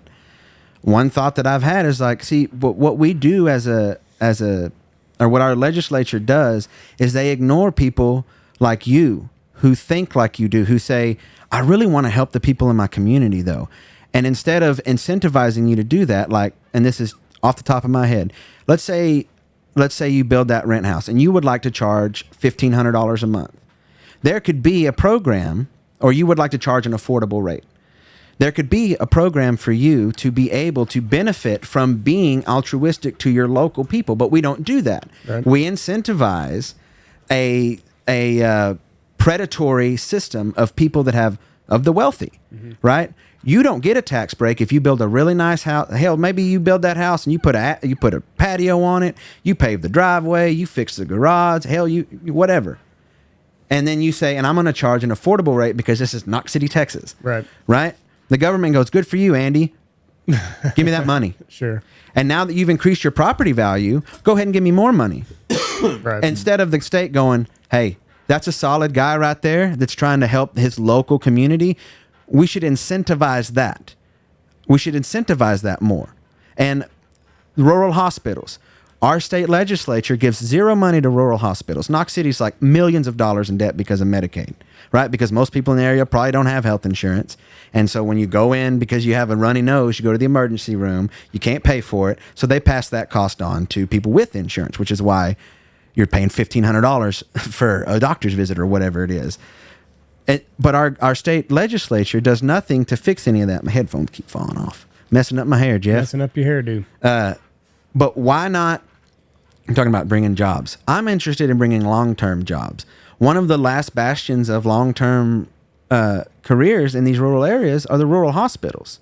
Hospitals and schools. Hospitals and schools. Well, we've cut funding to substitute teachers, so we're not going to we're not going to help aides out anymore. And I've got a principal in San Angelo that had to watch over 6 classes because she couldn't get a sub for her big school because nobody's going to come work for, I don't think it's like $60. I don't even remember what it was, but she can't get any aides, right? So we've cut that.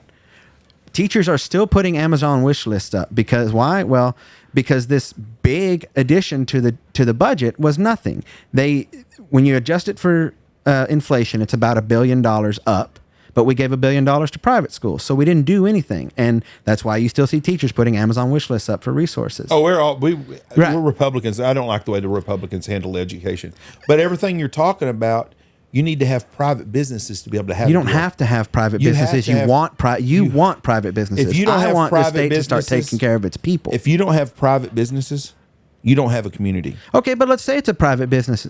Why are we not requiring more to the more responsibility to the public? Like you want to build a big power plant. There's a guy in Abilene who had that stuff built by him. If you built that big power plant and it jacks up the property value on your neighbor, and they didn't do anything, they're just living there. They lived there 20 years, and you buy that, and now their property value went up $10,000, $15,000. That's you affecting the community in a negative way.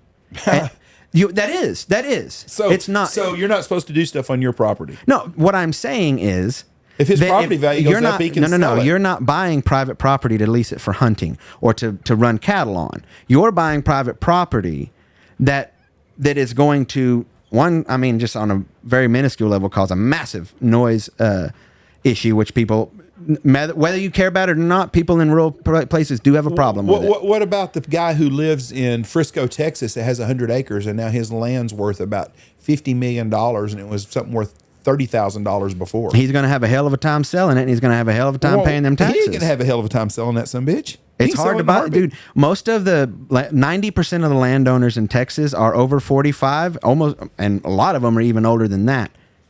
Like, they're all older people, way older, who have owned, selling your property. They're not selling. They can, though. I'm just telling you right now, if you feel sorry for I was in South Lake the other day, and I took a road the other. There's a farm in South Lake, Texas, probably 100 acres. I wish I had that burden of owning that, don't you? Can you imagine what that thing's worth?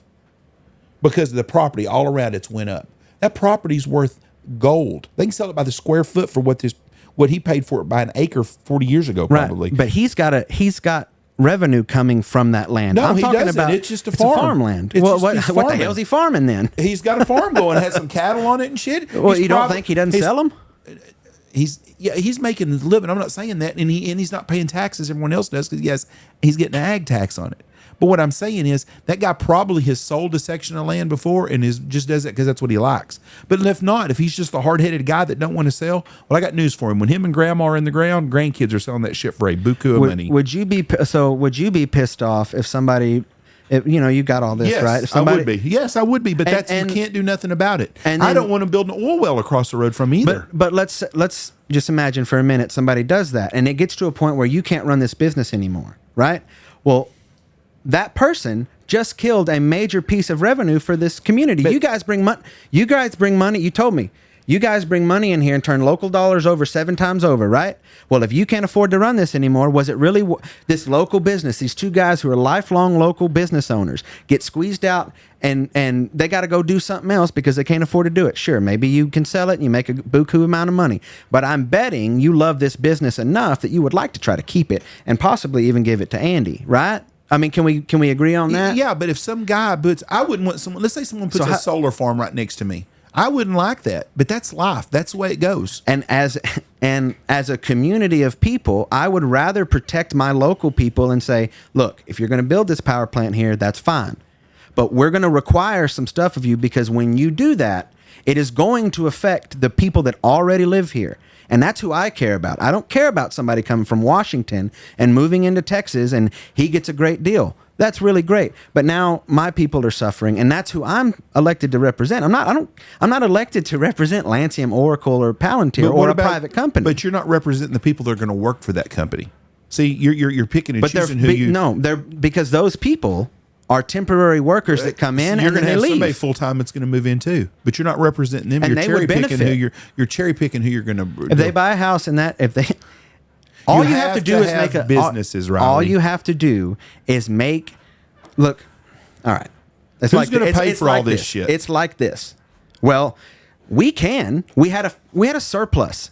It's not the government's job to provide. I mean, you take it. It's the government's job to protect its public. Ronald Reagan that said, if you're waiting. Oh God, Reagan. Here we go. What's wrong with Ronald Reagan? He's the worst. Oh, this is all Lord God. Trickle down economics. You really think that's working? I'm still waiting on that trickle. I think things were doing pretty good. Things were doing pretty good till about 06 probably, 05. One of the problems with Ronald Reagan said is the worst thing you can hear is, I'm the government. I'm here to help you. And I'm here to help. Because they don't help do shit. Yeah, you know what? You know what I'd like to hear? I'm from the government. I'm here to protect you. Protect you from what? Yourself? From getting screwed over. By who? How can I don't understand. By people moving into areas and taking advantage. Like, the reason you would sell to a data center and sell out your resources is why? Because a bunch of money, so I could do it. Because the rural community is suffering, right? No, because I could retire if I wanted to. Fine. The point is, the rural community, the county commissioners, right? They're going to sell. They're going to do these deals because they got no other choice, right? But if you could give them another choice, get back to my earlier point about rural hospitals. Instead of letting our rural hospitals die and allowing these hospital monopolies to take over massive districts, if all of like Knox City, because they do most transports to Abilene, don't they? I believe. Abilene, Wichita. Abilene, Wichita. It depends on where they're at. If all of these Whoever will die, take them. all Hendrick and then whatever Wichita United Regional. Thank you. They'll be handling massive amounts of patients, and I'm already talking to doctors and nurses who are overworked and underpaid, and they don't, and they also can't negotiate any kind of. So a doctor's underpaid? Absolutely. But you want healthcare costs to go down. I had a doctor right now that does mammograms, and he does screens for cancer. Last year, that man got two weeks off. And if you're telling me that a doctor who's had 2 weeks off is going to be able to completely operate at a top level when he's working every day, 14 hours a day, reading, I mean, some days he'd come in and he'd read like 200 cases. That is not feasible for people. People are getting a worse product. Well, so who's going to become these doctors? What our state could do is work on, you know what, let's do this. Instead of squeezing out these or letting these rural hospitals die and turn into basically a skeleton crew of, if you get your finger cut off, we can put some stitches in, but if you have any other issues, we got to take you an hour and a half down the road. What if we invested in people like, what did Ron have? Did he have leukemia and lung cancer? Okay. What if in these aging populations, these aging communities, we say, hey, people need dialysis, talking to Zach, he runs a lot of respiratory issues, right? These are ideas that you could put into a rural community that aren't like super expensive. It's not a tier 1 hospital, but grandma and grandpa can drive 5 minutes and go get their dialysis or their chemotherapy or something there. They do dialysis here, don't they? That's more. They don't do dialysis here? It's all Abilene, and that's the point, because the CEO is getting like a major bonus. Anyways, that's beside this point. You would bring jobs to that area that would stay there. Not only are you bringing more jobs, you need somebody to do the dialysis. You need nurses to do dialysis. We could incentivize doctors to move to rural areas by giving them grants that say, hey, if you go to this rural area and you open up your private practice, we'll give you a break on your overhead, because one of the things that affects your, what we pay at the window is the overhead he's got to pay and run all them nurses. I think our hospital has a program where they get some doctors that come and they have to go work somewhere for 2 or 3 years, and they get a big bunch of their school loan is taken off. I don't know for sure, but I'm pretty sure that we are on a program like that. I don't know the answer for healthcare. You could talk for 20 hours on healthcare. But my point is that can bring jobs to a local area that will stay there. But when we're relying on government, you got to have private business to prop this up, because guess what the government needs? Tax dollars. Just like Elon Musk. Everybody wants to bitch about Elon Musk. Elon Musk, Shell Oil, they create millions of jobs, and they bring in millions of dollars for the government. They do. People ostracize them all they want to, but everybody working there is paying FICA. And you have to have them jobs. That's what makes them communities grow. Austin, Texas is growing because of it's the Silicon Valley of the East. Abilene, Texas is growing because of private business right now. And that's kind of part of it, or you're going to die. We're dying out here. We need some jobs. Do I want to see us lose our water? Absolutely not. Is water a concern of mine? Yes. That's my only really concern. No, it's not. That's not even my only concern about the data center. I also don't like to see a town like Haskell go from 2,200 people to 10,000 people. In business, there also is a thing called manageable growth. And this is not manageable growth. So my solution is, and like I said, I know people don't like it, but maybe we pump the brakes a little bit. I'm running as a working class candidate, and if working class people, middle class people are getting screwed, then it's going to be a no-go from me. A lot of those working class people are going to be making a lot of money. Well, here's another interesting issue that I didn't think about until last night at jiu-jitsu. So let's say it's Friday and clears your head up, doesn't it? Yeah, it really does. It's Friday in Haskell, and these 10,000 workers are going home for the weekend, and everybody gets gas to go wherever they are. Who's going to... Somebody talked about this last night, yeah, I think. Exactly. It's a good point. Like, what are the people that live in Haskell going to do for gas on Saturday and Sunday when 10,000 people go to fill up their vehicles to go to Dallas, go spend money somewhere else, by the way, or wherever they're from, and now Haskell's out of gas for the weekend until the truck runs? I have no answer on that, but I'm just telling you right now, you can't regulate public business from the perspective of of the public, because everybody that owns their land. No, hold on. If you own land, you got to right. That ranch your dad would have worked at. If that guy that owned that ranch would have sold it to a big company or a big private ranch, and they got rid of everybody. I mean, look at the Wagner Ranch. It's sold. Stan Kroenke goes in there, and he don't want to give them people, because the people that worked for the Wagner before had insurance. They had all kinds of benefits. Same with the Sixes, I think. I don't know if it's the same since they bought. It's private. It's private land. You can't tell someone what they can do and can't do on their land. These are Texas workers. It doesn't matter. Well, they don't have to work there. It's a right to work state. Don't work. Why shouldn't we do more to support? Like, you use my dad as an example.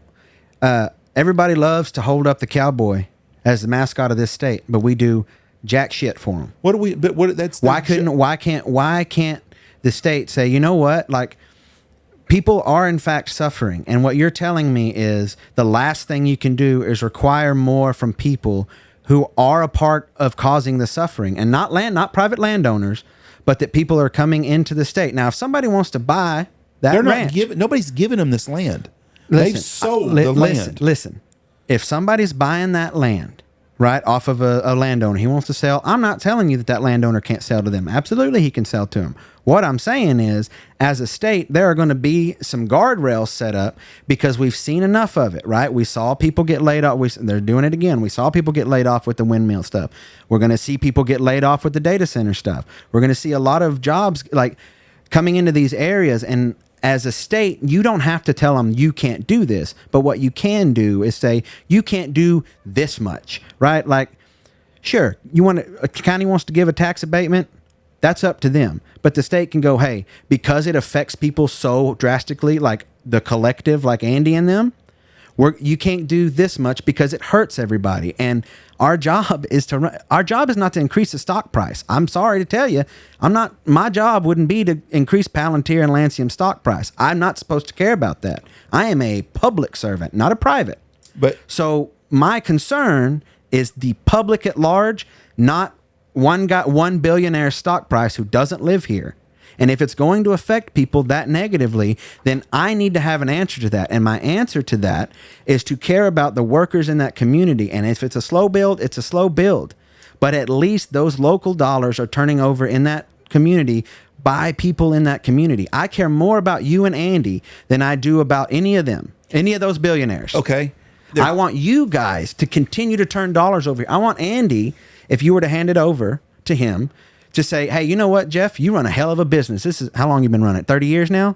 Almost? Yeah, over that. That's a hell of a business. Because you've been running this business strong, you haven't made bad decisions. He's made a bunch. Well, okay, sure. But you haven't made such bad business decisions you had to sell out, right? Yeah. Like a lot of people do in these small towns. They don't make great business decisions. They don't pay their taxes, and they shut down in a year. I get that, and I'm not. I hate paying taxes. I pay them once a year, and I fix to have to do that. And you should be rewarded for that with some eases that the state can provide. I don't have to give you any money. You don't need a handout. You just need a hand up. But see, I'm a private business. So see, but you're also a Texan. I'm an American, and you're a 30-year contributor to our state economy. Okay, hold on, just a minute. Let's go you back. deserve a little thank you. Hold on. I don't think you should give anybody thanks for nobody. I think it's a business. I chose to do what I'm doing here. And the people that live in small towns have got an opportunity to work that they didn't have before. I was told, and I don't know how true this or not, if this is true, but one of the school districts around Abilene lost all their employees. Not teachers, but like maintenance guys. Yeah, I haven't heard that. And I heard a city over there lost all their maintenance guys. They all got jobs at the data center. One of the cities around Abilene. Oh, one of them. One of the small towns, probably paying guys $20 an hour. Which equals up to what $800, $40,000, $50,000 a year, probably $50,000 job. And he got a job over at the data center making $120,000 a year. It may only be a 3-year job because a lot of them jobs are temporary, and that guy knows that. But he chose to do that. He's got his same mortgage he has before. He's lived in the same house, but he can make 3 times the amount of money doing work there, probably doing the same thing he was doing. But his mortgage isn't going to stay the same. It's going to go up. No, it's not. If you got a locked-in 30-year mortgage, it's not his mortgage. His property tax is going to go up. But he's going to be making an extra $70,000 a year, so he's okay paying an extra $1,000 or $5,000 a year in taxes. That's But see, you're that's hold not on. contextual because inflation. You're micromanaging you're cherry picking certain groups of people out of here. There's a lot I of people. got one group of people that I'm picking on, and it's the people that it's billion-dollar corporations. You're cherry picking who's a victim to you is what I'm saying, because there are people. Hold on, there are people in Abilene. They're going to make a lot more money than they were making before. A lot of them. You're in the pool cleaning business. Let's say 20 new people build a house with pools this year, and 5 of them hiring you to clean your pool. You've picked up 5 additional customers because of this growth out there. There's a lot of money to be made at these places. And I couldn't handle them, and I couldn't pay an employee. We actually talked about this last time. I didn't get a chance to respond to this, but it's a good point you make, because some people have brought it up, which is I own a cleaning business. 5 people come in, they hire me, right? I can't handle those, and I can't afford to hire somebody because I wouldn't be able to pay them enough money to work for me. But it's still but then you pick up 20 pools where you can't hire somebody. I mean, I'm just saying there's opportunities and out they get there. I get it. But that's different. That me being a sole proprietor pool cleaner is not the same as the business owners who have talked to me about their prices that they've had to start paying for stuff. Like, I'm not, I just want you to know, I'm not bringing this up because I wrote it down in my room and I made up all this. I'm sure there's people are wealthy business owners in my area are bringing these concerns to me. So when you tell me that my solution is bad because I want to require more of people who have much, I'm just going to have to blatantly disagree with you, because because like I said last time, all 3 of us are required to do everything we're told, and we don't get any loopholes. We don't get a loophole one. There's not a loophole that I can take, right?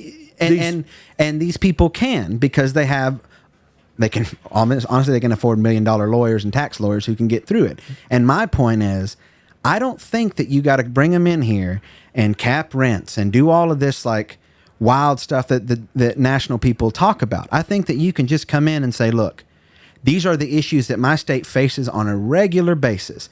And you are coming in and you are affecting those issues. You're affecting my people's housing prices. The median home in our district is $162,000. We've only got 4 big cities. That's crazy. I don't think there's anything wrong with requiring more from people who are taking from us. What do you? I don't understand what you're wanting. These people are creating billions of dollars worth of economy for this area. Billions.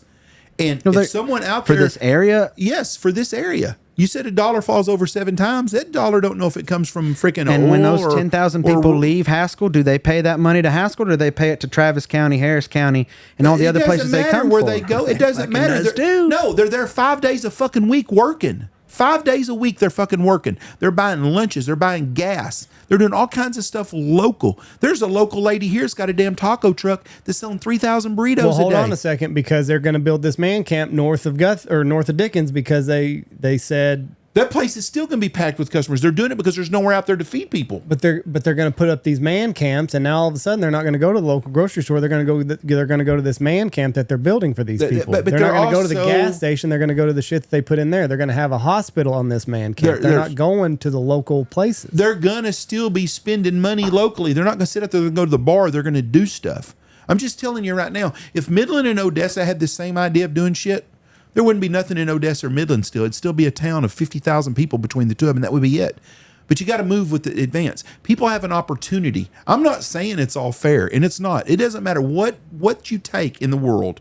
Any decision made federally, nationally, local, or whatever, there's people that are affected both ways. Mm-hmm. I don't give a shit what kind of deal is. They're affected on both sides of the deal. Now, there's going to be some jobs out here that are going to be permanent jobs that are going to stay with these places. And a lot of these are temporary jobs, just like the windmills. Those guys at the windmill, they knew when they did these projects that they were a year, 2 years, 3 years. And they're going to go and live somewhere else for 3 years. These guys are getting laid off, aren't working on, aren't building them. These people were hands there for, like actually working on the, I guess, checking like a pumper, I assume, is kind of how they do the windmills. And they have a certain amount of them, and that's it. But you know what? Those guys can still go to the data center and get a job for 3 or 4 or 5 years and pays good money. Yeah, there's a lot of who guys wants to get laid off every 3 years. There's guys that I don't. Well, but they don't have to. It's America. They can go become a fireman. They can become a policeman. They can do whatever they want to do. There's opportunities for people out there if they want to go to work. A lot of people want to bitch and complain and not want to do shit. Firemen and policemen are also local jobs that would be in the community, like using a wind turbine that doesn't give any money to the community and doesn't serve the community and the public, and then comparing that to a fireman and a police officer are not the same thing, because those two are services to the public. Yeah, but guess what? To have those people there, you got to have them other guys doing that job to pay taxes to afford that. And so, what if we just required those people to pay more taxes so that those services could have? Why do you? I don't understand. I don't want workers to pay paying taxes. Tons. I want their companies to do it. That's the most communist thing you can say. I write down. So we're just gonna. Who the hell was? We're gonna all work for the government? First of all, work. I didn't say that workers own the rights of production. I said that the companies owe more to the community that they are exploiting. They're not exploiting. They're providing jobs. What the hell do you take? What do you call taking 600 million gallons off the grid in a place with a water crisis? Is that just a favor? If there's no jobs, ain't nobody gonna need no fucking water. If there's no water, there's here. no jobs either. Jeff, you got 3 days to survive without any water. We've never ran out of water. We are going to. I'm not denying water. I told you water's a problem, but I'm telling you right now, if there ain't no jobs out here, there ain't nobody drinking no water. You know how much water they got available in the middle of the fucking desert in Nevada? Probably not no water, and there ain't no fucking jobs out there either. You've got to have jobs. There's a lot of jobs in Nevada. Not in the middle of nowhere. There's not, because there's no water. But there's no jobs anyways. And so then if they would have had the lake out there still wouldn't be any jobs. Las Vegas is big because of the gambling center. Nobody's moving to Las Vegas other than it's all. Well, nobody's moving to Las Vegas at all anymore. But it's all based on that industry, is what I'm saying. Right, but that's not a resource. But the water in West Texas, if there wasn't jobs out here, wouldn't nobody live here? None. If Abilene didn't have an Air Force base and didn't have the jobs they have and the businesses there, nobody would live there. I mean, that's just not true. People would still live there.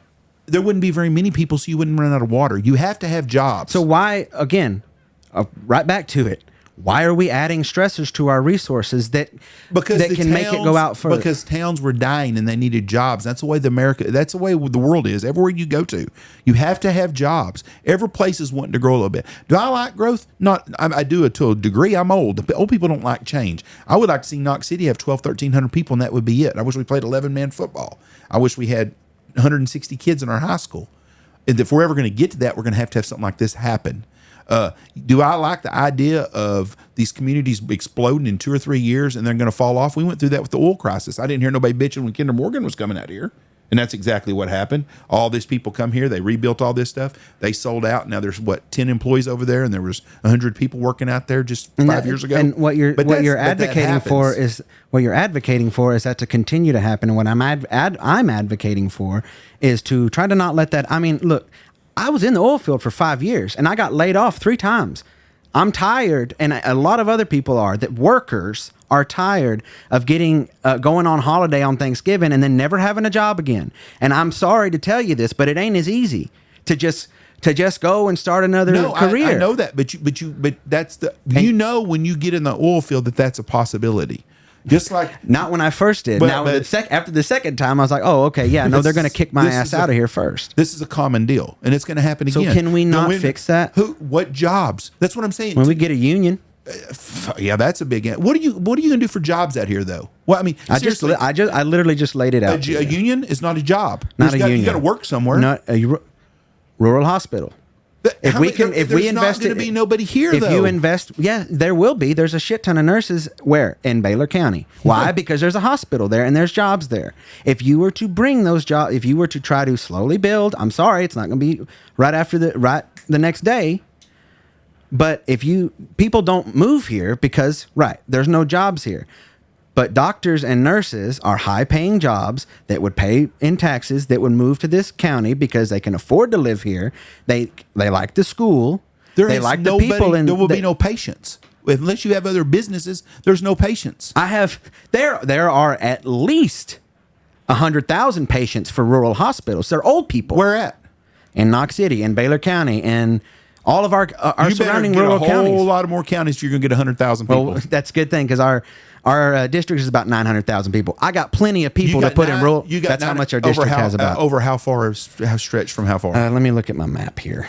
But it goes part of the Panhandle, all the way over to Lubbock. Okay, that's my point. You're going to put a hospital in Knox City, and people from Childress are going to come here. It to doesn't the have hospital. it doesn't have to be in Knox City, but if you were to invest, let's use Seymour for an Riley, example. you got to have businesses to have any infrastructure at all. I understand that, and I want businesses. I want to give local people a better opportunity because, like you're saying, when them workers come here, sure, maybe we get 15 workers, but you know what did happen? Everybody's prices went up, and they're not going down, and nobody else here is making more money, right? Like my dad was behind on a rent. It was $275 a month, and that's the kind of that's what's happening to these people. These people in our communities that are on fixed incomes. You're telling me. Piss on them, make them drive. I mean, that's what you're telling. Nothing about pissing on somebody. Why are you arguing with me about trying to build an infrastructure in two of the places that are bastions of employment in these rural places, which are rural hospitals? My ears ringing. Y'all hear that? No, okay, that's God telling you.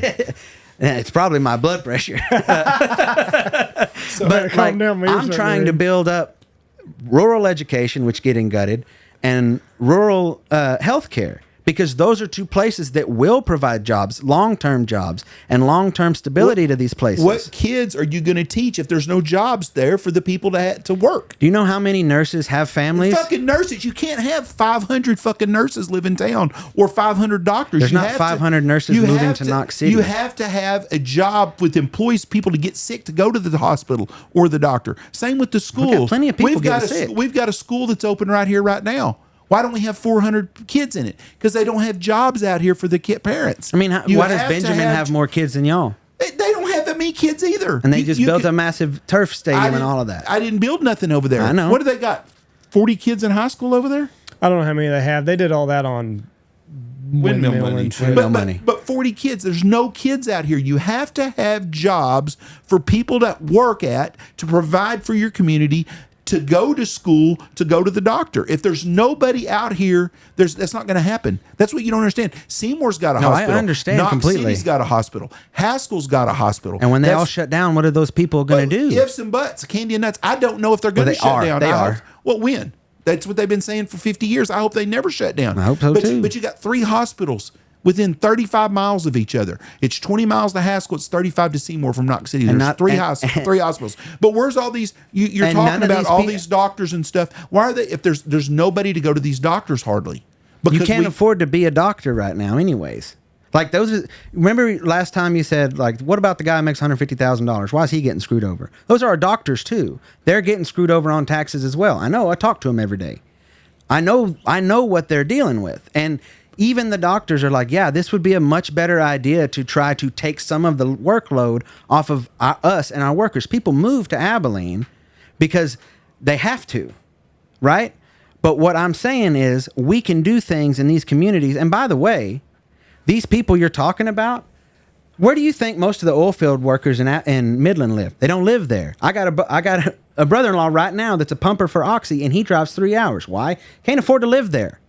And that's what and so his tax dollars aren't even going there. His property tax dollars aren't going there, and that's what you're saying. Where are they going to? They're going to Baylor County instead, well, right? The because people he in lives Baylor there. County are happy.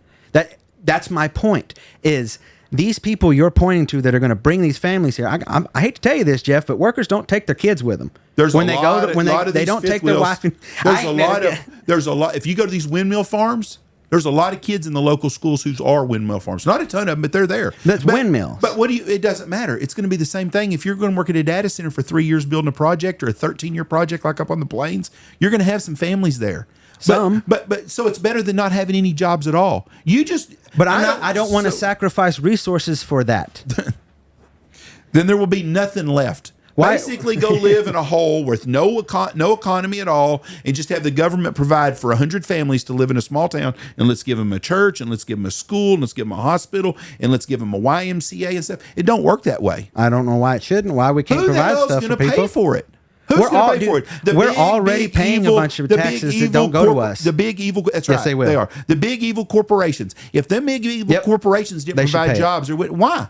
Because they can. It doesn't matter. They can afford to contribute more to the communities that they're exploiting. That's like you telling a guy who makes $500,000 a year. They're not the same people. Hold on. They're not the same people. You need to pay more because you can afford it. Well, who are you to say what they can afford? Hey, Andy, can you look up the difference between $1 billion Yes, and 500,000. I've seen I'm not. We're not talking about the same people. It's a corporation. They provide jobs. That's what their jobs. And you know, you said something earlier about stock prices. You know what? People invest their retirement and everything in stocks. We can talk about what Robin Hood did to us, the regular people. They invest money in that stock market to make money. That's why they invest. Good for them. I don't work for them. I work for people. Well, yeah, but those people do that. You do work for those people. You got constituents in your area hold on. You got constituents in your fucking area. You got 900,000 people. Out of them 900,000 people, there's a big portion of them that own stocks. You're talking 2 people right here that do. So it shouldn't matter our stocks. We should invest it, not expect to get any money back on it. That's bullshit.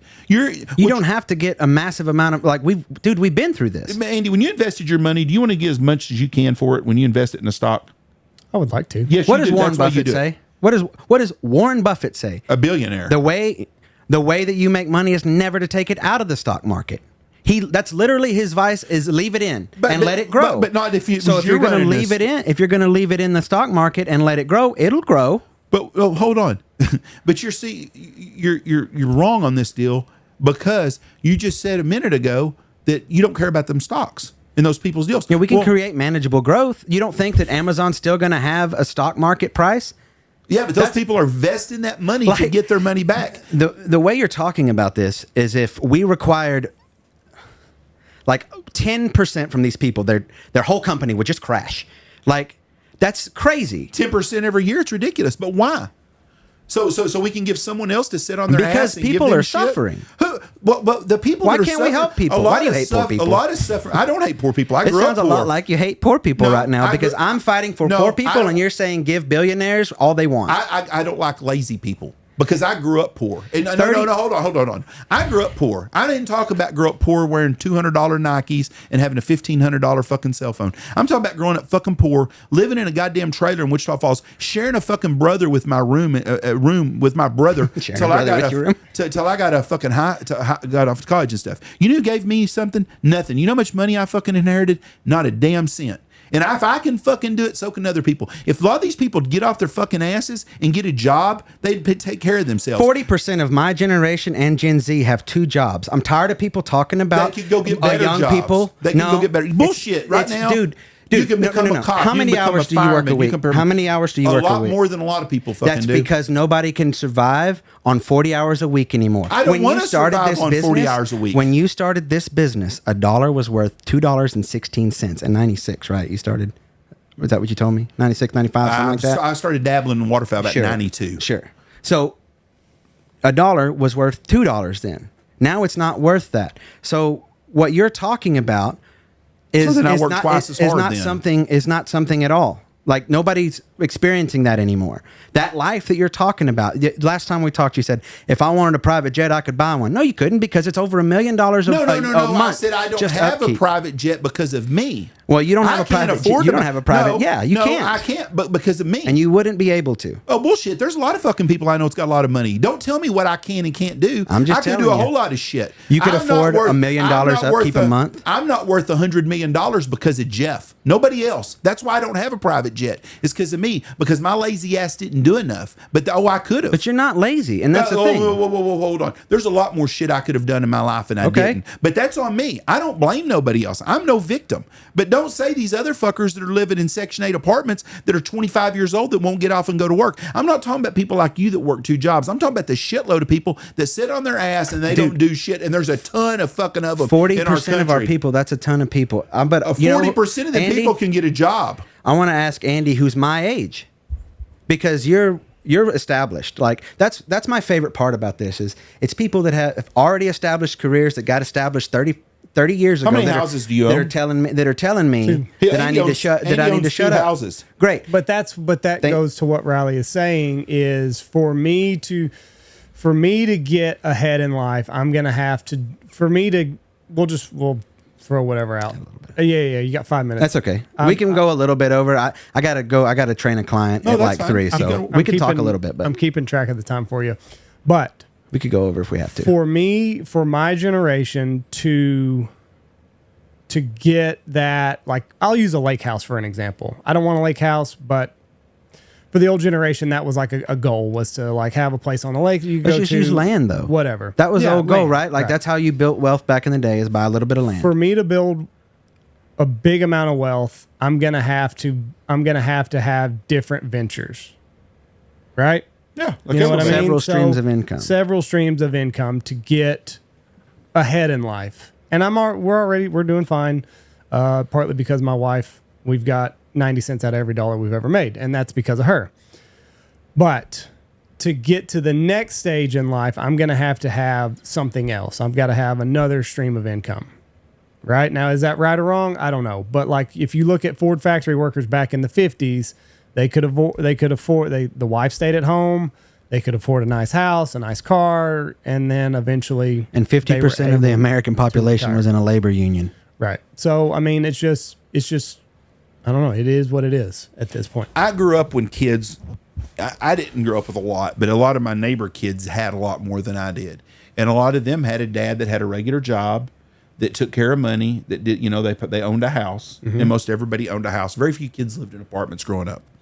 But a big portion of the people that we have are all victims. You can get out and hustle. There's a lot of young guys I know right now that are working, and they work a shitload of hours, whether they're working at a data center, they're working an oil field. I got a buddies of mine that are firemen that also own side jobs and do stuff. They're out hustling and working. And what kind of quality of life is that, Jeff? What do you? I mean, you're young. When I was young, I didn't get to go on all the vacations I go on now. I worked. We raised our kids. We own our house and stuff, so we don't have house payments. But use an oil field worker for that. How much time did you get to spend with Zach and Andy in those days? Did you spend quite a bit of time? I was self-employed, so I was different. But I took a chance and started a bit. I took a chance and started a business. They can do the same damn thing. And I'm self-employed, and if I had children, you know how much I would get to see them? 3 hours a night, and that's it. Well, that's what the average guy that works does too. And that is. Then go live in a Section 8 apartment and don't work. You know what? You deserve it, sir. You should not be able to have a good quality of life. You get your ass out there and you work till you die, and you leave your wife at home with the kids because you can't afford to quit work. How many people right now could lose a job and be okay for 6 months? None. But whose responsibility is that? At a certain point, it gets bigger than just that person. I'm doing all I can here. I'm doing all I can, and it's not paying off anymore. But that's what life's about. Then no, it's not, because it wasn't that way for you. You did all you could, and you were able to reach a level that people like my age will have to work twice as long to get to. I took a chance, and we started a business, same as anybody else. You took a chance when $1 was worth $2, and it's not that anymore. You know what? When I got in the business, it was also the difference from 20 years earlier, and that was a whole lot easier then. 20 years before me too. Yeah. So why do we keep making it harder for people? We got fucking too many people here, for one thing. You don't think we do? No, I don't think we do. We do. We damn sure got too many fucking people in this country. Whatever. The point. A lot of the reason that a lot of people can't find housing is if you take away the 20 million illegals that live in this country, be a little bit more housing opened up too. But I don't feel sorry for one son bitch that's living in Section 8 apartments that's lived there for 5 to 10 years. If they don't want to get their ass off and get a job, really good point. Then keep living in Section 8 apartments. Here's some stat for you. A family of 4 that lives in Section 8 housing. Let's say it's a single mom, because most of our lowest income are single mothers. That makes $2,000 a month. And she gets SNAP benefits. Now, the highest you can get in SNAP benefits is $996. But how many kids does she have? Let's say she's got 4. 4 kids by the same guy or different guys? Who knows? Maybe she should have quit having some kids. You know whose business that isn't? Yours. The point is, you're not, though, because this person. Hold on. Is she on Section 8 housing? Is she in Section 8 housing? Then yes, we are fucking paying for it. And that's why Trump got elected. People like me are sick of this shit. You're not paying near as much as you think you are. It doesn't matter if I pay a dime. You're telling me that people need to get off their lazy asses and get a job, right? Yes, I am. So this person has gotten off their ass, and they have a job that they work, and they're only able to make $2,000 a month. Mm-hmm. But they're working. They're working 40 hours a week. That's good enough for you, right? 40 hours a week. Whatever it takes. 40 hours a week is good enough for Jeff? Okay. This lady's working 40 hours a week, and they get SNAP benefits, right? Well, maybe they'll still get them. Yeah, I guess you take 30%. Get some guys to vote. You take 30% of that, and you subtract it from the maximum amount of SNAP benefits. So now that person doesn't get $996 like the people like to tell you they do. They get $396. Who the hell can get by with just an extra... $396 doesn't even make a car payment these days. Who the hell has 4 kids when they can't afford them? People have kids. I'm sorry to tell you, Jeff. Like, Who has kids and they can't afford them? That's the deal. If you're a single mom and you got one kid and you're having trouble paying bill, I wouldn't have three more. What if there was there's extreme I'm sure you're going to give me a good reason, and there are some people out there that do it. Okay, but so why aren't my reasons good enough? No. If let's say she's a widow and stuff happens. Oh yeah, sure. I got no problem with that. But she gets screwed too. Well, you know what? Yes, and life's tough sometimes, and I feel sorry for people. But I don't want to pay for everybody. Sorry enough to help them. Fucking help people all the time. I bet I give more to charity than a lot of big percentage wise. I give as much charity as any fucking Democrat out there does. I promise you, I help so many fucking people. But what you're griping about now is people that need help don't need help. But no, they need help. But it's not my fucking responsibility when you won't close your fucking legs. I got no problem at all with helping somebody, but I want to help somebody that wants to help themselves. We adopt a couple families at Christmas every year. I don't go fucking putting it out everywhere, but you know what? I don't go get the parents that go to the welfare board asking for stuff. We try to find families in town that work and struggle, and then that's the people we bless every year, and we at least do 2 families every year. The fact that you think that most of them don't work is ridiculous. No. I have a problem with a lady that's got 4 kids living in Section 8 housing. Why does she have 4 fucking kids? Okay, so it is my business. So she has 4 kids by the same guy, and he up and leaves. Then I feel a little bit more sorry for her. Because that's what happens most of the time. Not most of the time. But yes, most of the time. But it does happen. So a lady just keeps having kids with a guy. Then a lot of times, a woman will meet a guy, they'll get pregnant, and then he'll leave. Yeah, even just 1 kid. Okay, 1. But we're talking 4 kids. 1 kid is enough. How much is it to raise 1 kid? About 6 figures a month? If you 6 figures or a year. I'm sorry. If you've got multiple kids and you're living in Section 8 apartments, you should be on birth control. You shouldn't be having no more kids. Well, then why don't you tell your state legislators to stop trying to take away birth control? No, you said abortions. That's the word you meant to say, abortions. Oh yeah, too. That's what you meant. You didn't mean birth control. No, but I also mean birth control. I also mean birth control. You shouldn't be fucking for fun. Yeah, that's just the narrative that people like to push. The what? Because all of this pro-life shit, we're pro-life until it's actually a person. Then we're vetoing free meals for children. Then we're making red flag. I haven't ever vetoed a free meal for nobody. Yeah, well, our state legislature did. Well, and that's why I'm running, because I care about people, not corporations. Well, that's at the end of the day, that's what we're having a conversation about. Is I care about people like Andy and Jesse, and I want them to be able to. I want him to be able to buy 10 acres one day and pass it on. He don't want to Reese. I'm gonna speak for you. You don't want the government telling you what to do, what you can and can't do. Would you like the government to help you and make sure that you can afford to do what you want to do? See, but that's a slippery slope too, because I'm not giving you any money, by the way. I'm talking about making it easier for you to buy and live. The problem with a lot of great ideas, and I'll use the union for an example. Do I think that the union was necessary at the time that it was created? Absolutely. Amen. I think that a lot of people were overworked, underpaid. The working conditions were subpar. I think that when the union came about, it was for a benevolent reason.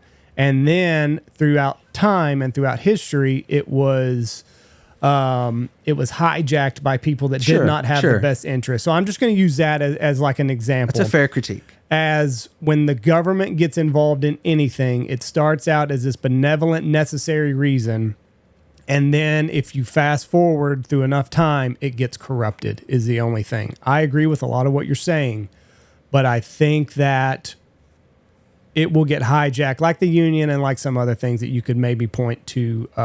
Like we'll use Planned Parenthood for an example. I'm sure whenever it started, it was let's get good, adequate feminine health care for people that cannot afford it, who can't afford the pill or can't afford condoms or whatever. And then it kind of morphs into something that is unrecognizable. I would point to anybody to read Animal Farm because I think that's a great example of a lot of times government entities. When you're on the ground level of a lot of these things, I think it makes a lot of sense, but then it morphs into something that is unrecognizable. It is 11:05, and you wanted to talk about the constitutional election. Real quick. We'll close on that. Yeah. So this November we have 17 amendments coming through in our Constitution. There are quite a few. There's a few good ones on there. There's one that's like funding the TSTC, but there are a couple. What's TSTC? Texas State Technical College. It's a like a permanent. Is it that what it's called now? It's TSTI. Whatever, you know what I'm talking about. It's like for vocational jobs, right? They're giving they're giving welders, stuff like that. some good funding to that. So that's a really good one to vote for. But there's some other ones that I don't love that if you agree with me and you're listening to this, that you want to look out for. There's Proposition 6, for instance, is a ban on an FTT. This is an important one because BlackRock and Schwab and all of those people are buying land in Dallas and they want to establish a Wall Street in Dallas. But before they do that, they have to put, and it pretty much only affects them. But an FTT, financial transaction tax, would be a tax that the state, if they wanted to, could put on the trillions of dollars that they trade a week. You know, they're high frequency traders. They're trying to get a ban on that in our Texas Constitution. Because Texas is weird. We don't do like the national one. Everything is an amendment to our Constitution. So it makes it much harder to get rid of. If they were to do that, then if we were to ever end up in a situation where we need more revenue or something like that, they would be completely protected from ever having to pay taxes on the trillions of dollars that they trade. And what they use, and I'm sure you'll find it when you look it up, Andy, the excuse they use is, well, this is bad for retirement accounts. This is bad for all of that. But that's not true. The reason it's bad for retirement accounts is because they're the ones who write those, right? Like, that's like going into the barber and asking if you need a haircut. Well, of course, they're going to make it affect people like you and me because then we won't vote for it, right? And you're not going to like the example I use, but it's working. In France, they did an FTT. However, one of the issues when you do an FTT is the stock markets leave. Zoran Mamdani could potentially be the mayor of New York. He wants to charge them more to be there because, you know, cost of living in New York is crazy. So they're bailing to come to Texas because Texas will let them. If they do that, then that could potentially affect the working class. So this ban, while we don't have an FTT in this state, and there's nobody pushing one, so everybody calm down, but it bans us from ever being able to do something like that. And that is, to me, pretty sinister, right? Like, why do you want to ban us from ever requiring 0.00001% from you to pay on these massive amounts of stocks that you've crashed our economy before with, right? We did this before in 2008, right? These trillions of dollars in stock trades, balloons. AI is a bubble already. This could have massive effects, not just on us, but nationally. There's a couple more. I have to look. Let me look on my little list here. One more that I wanted to talk about. You're not gonna like this, Jeff. So it must be You're gonna hate it. Must be against common sense, then. You're gonna hate it. This is why y'all didn't win the last election. And why we didn't win the last election is we had a geriatric president that nobody. I say we. I don't really want to say we. Lady run, y'all we had we had for. two. Yeah, that was. I'm not disagreeing with you. No kings. Your party's about the king person of all. I mean, you didn't have a primary for the person you ran for president. Hey, I'm not You arguing made everybody with you. drop off before. You tried to use the. They screwed Bernie over in 2016. No, Bernie screwed himself over. Bernie's No. In the primary, they went after him, and they went after donors to get Hillary put in the primary instead But he of Bernie. bailed. If he wouldn't have bailed, We had to. well, we don't need him as president. He's a moron. Okay. Anyways, Don't we you got think 17 it's funny? He owns 5 houses, and he always talks about rich people. He don't talk about millionaires like he used to because he's a millionaire. Yeah. So now he just talks about billionaires. But Well, go I think ahead. it's also. Go ahead. I think it's pretty funny that our president is the richest president that like has his net worth has skyrocketed. No, that's not true. It is. But go ahead. But anyways, we have 17. I can't get my phone to pull up the thing right now, but we have 17 constitutional amendments coming to our election. If you want to have an impact on your government, actually, and you want your vote to matter, you need to show up. Early voting has already started. I believe. Do y'all have a polling station here in Knox City? I have no idea. I'm sure we do. It should. It's either here. It may be in the courthouse. Right. It probably is. I think it's seat at Probably at the Benjamin. county seat. because we don't have no local elections this time of year, so it'd probably be in Benjamin. Yeah.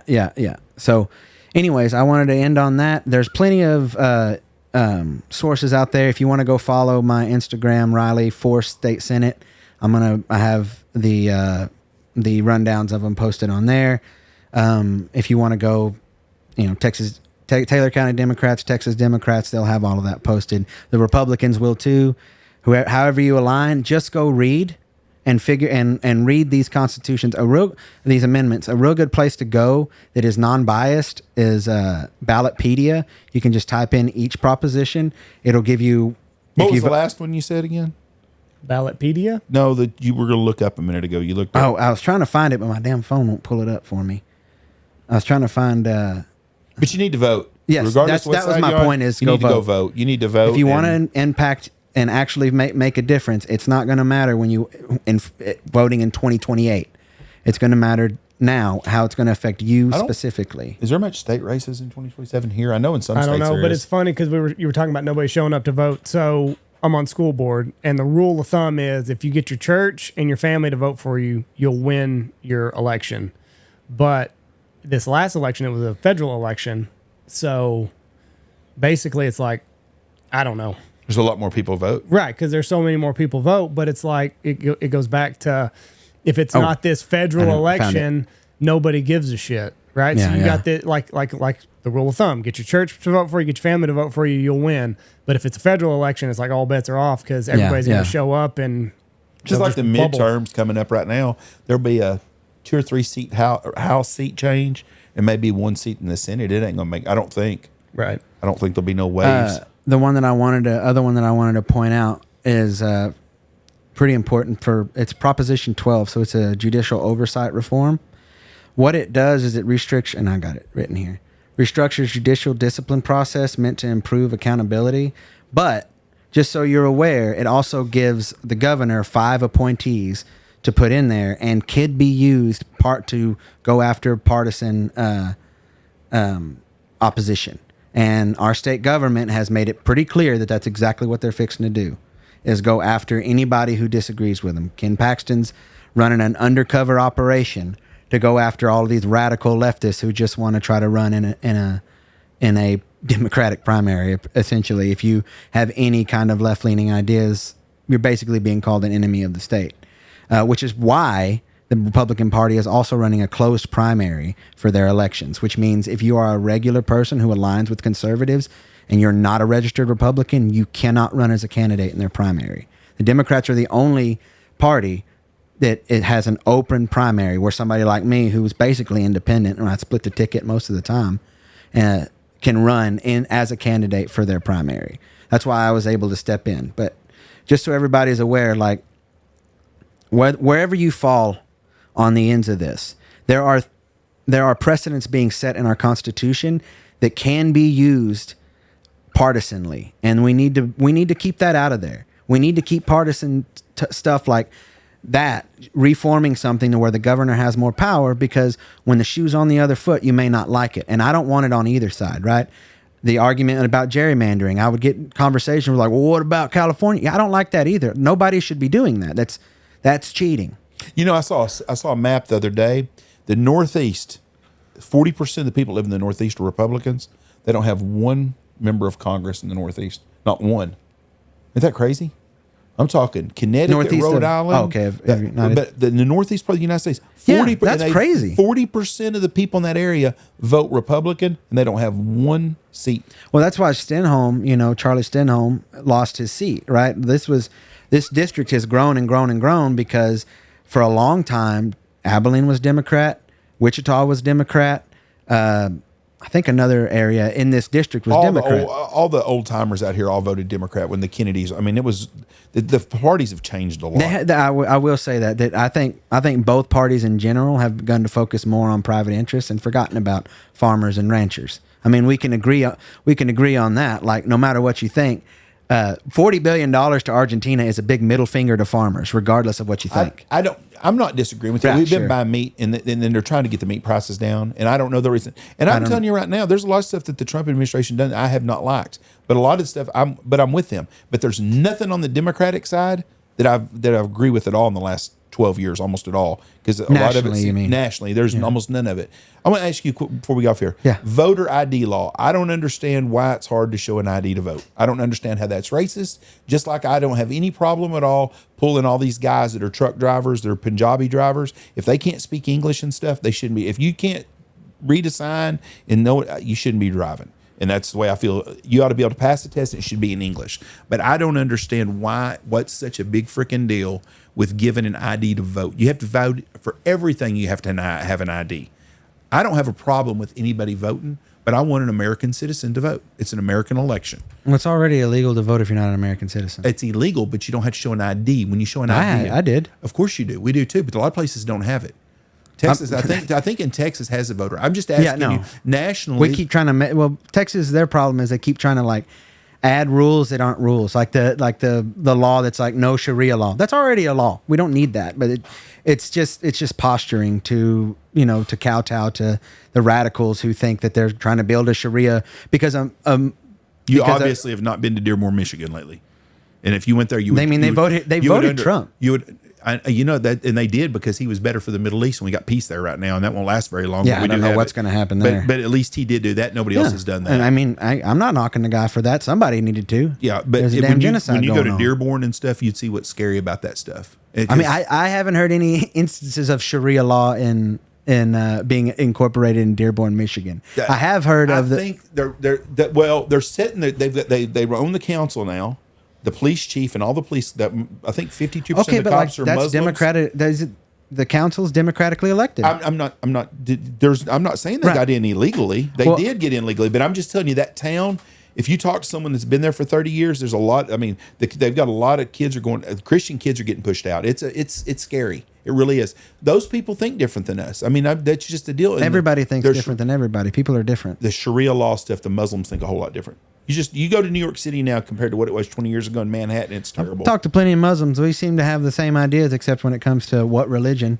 Well, yeah. I mean, like people are just people at the end of the day, man. Well, one religion juxtaposing any group of people like white folks that are from a rural county, juxtapositioning them with KKK is not a fair comparison any more than it's a comparison to compare a normal Muslim person who just lives in America to somebody who blew themselves up in it's a not just building. The blowing up stuff. It's the but that's what everybody does, and that's the problem. Quran tells them that they should hate and kill Christians.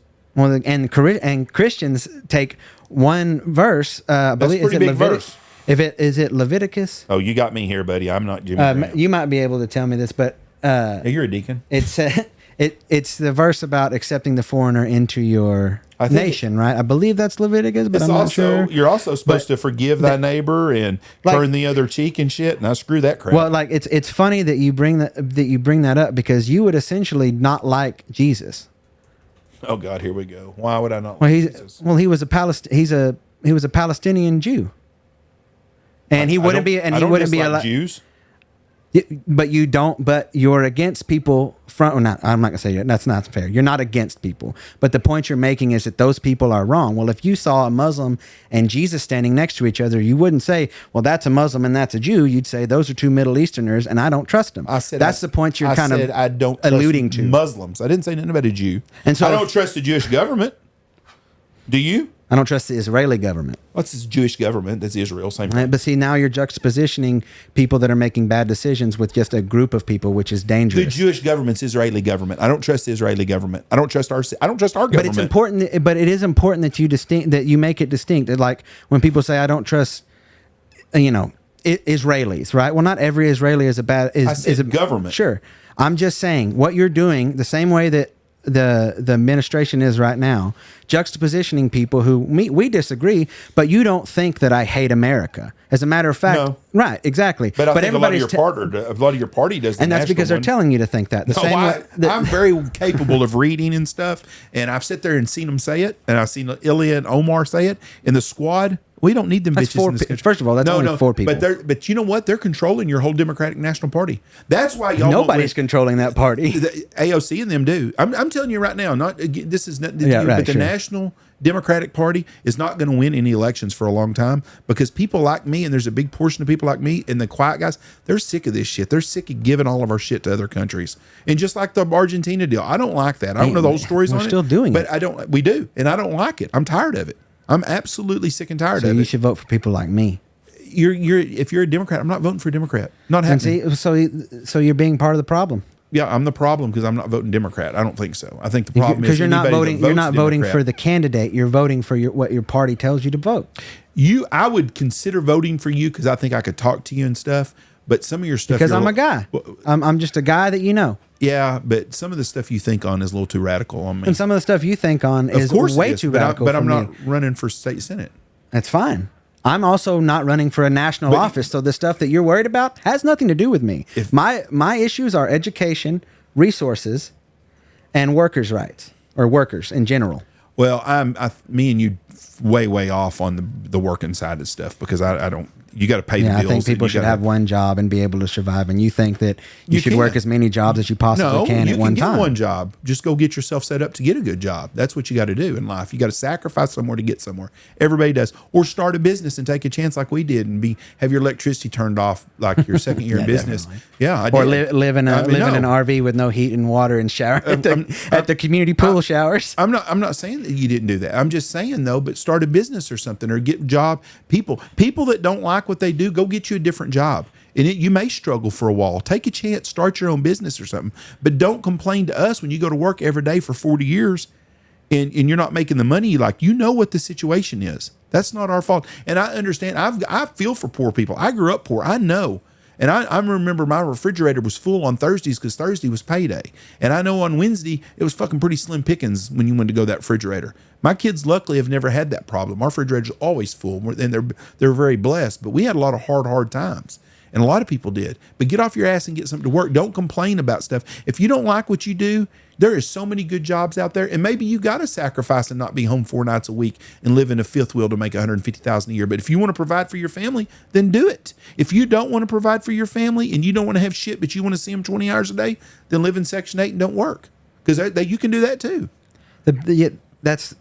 That's not the same comparison. You were somebody that you're talking about, and when you were coming up, could have one job and be able to do that. And the point is, people my age can't have one job. Andy, how many jobs do you have basically?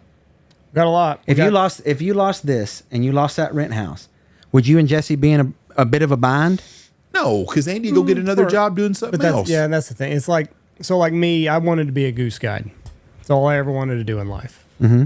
And I realized that to be a goose guide, I probably was not going to make a whole lot of money. So to supplement my income, Tony and I started a construction business, and then we started a podcast, and those things grew. And then now, because of what I did in the construction world, I'm comfortable enough to buy a house and flip it. Mm-hmm. But I don't think that it's anybody's business to come save me, because I knew that being a goose guide, I was going to work 3 months out of the year, and I was going to have to stretch that dollar for 9. Luckily, I was very, very lucky, and I got a woman who was on board with that, and she's also a business owner, and she also is willing to do different things to supplement our income. So it was just a risk that I was willing to take, because I loved the craft of being a goose guide. But I don't think that it's anybody's responsibility to come in and say every goose guide is doing it because they have a love of doing it, and they should all make $150,000, because, well, you're just going to get people that aren't in it for the right reasons. What about the people that work 12 months out of the year and can't make it? They made better choice decisions. I mean, you got to help yourself sometimes. That's what I don't understand. People are trying to help themselves. Yeah, but they do. It's getting harder to do so. My point is, it's getting harder to do so. There are percentages of people that bust. I feel so sorry for a guy who works his ass off 40 hours a week and a lady or 60 hours, and they just barely make it. I feel sorry for them. And they need some help. But help. We can help them without giving them money. Not a lifetime help, though. That's the problem. It's like the Indian reservations. How many years? Well, they're ripping that up too, by the way. But how many years are you going to do it? It's been 100 years. I mean, eventually people got to stand on their own. Okay, well, if we're going to talk about that's, I think that might be a conversation for another podcast. We'll do that another time. Yeah, you gotta get out of here. But what I'm saying is we can't keep. I don't mind helping someone. Send them to school. Get them an education where they can do something. Right. There is people that have went off to school. I know lots of poor kids that I went to school with that put themselves through nursing school, started out as an EMT, a paramedic, ended up becoming a nurse practitioner. You better yourself. If you want to make more, go get something. The world doesn't owe you anything, and that's the problem. We got so many people. The military, a great place. Go to the military for 20 years. You get lifetime medical after that. You get a retirement after that. You can go into another career. Unless you're gay or transgender, then you get kicked out. No, I think you can be gay, but you just can't be a chick with a dick in there. But that's disrespectful for those people that have died for this country, and that's a really shitty thing to say. Less than 1% of those people do. I'm talking about the other 99% of the people. If you want to do that, go do it. If you're tranny and you want to go get something else, go get you another job. I don't care. But what I'm saying is there's platforms for people if they want to help themselves. Sometimes it's going to take 3 or 4 years, but every one of us have known someone that struggled and has bettered themselves. I lost a girl that worked out here because she got her a job with benefits and stuff. Am I upset? But that, hell no. I'm not mad at her at all. I'm happy for her. She's bettering her life. I think that's great. But she bettered her life. She didn't have to. She could have worked here for 40 years and worked for 6 months a year and making decent money for 6 months and the other 6 months not making nothing and struggle. But she done something to get ahead of life. And I'm happy for her. People can do something.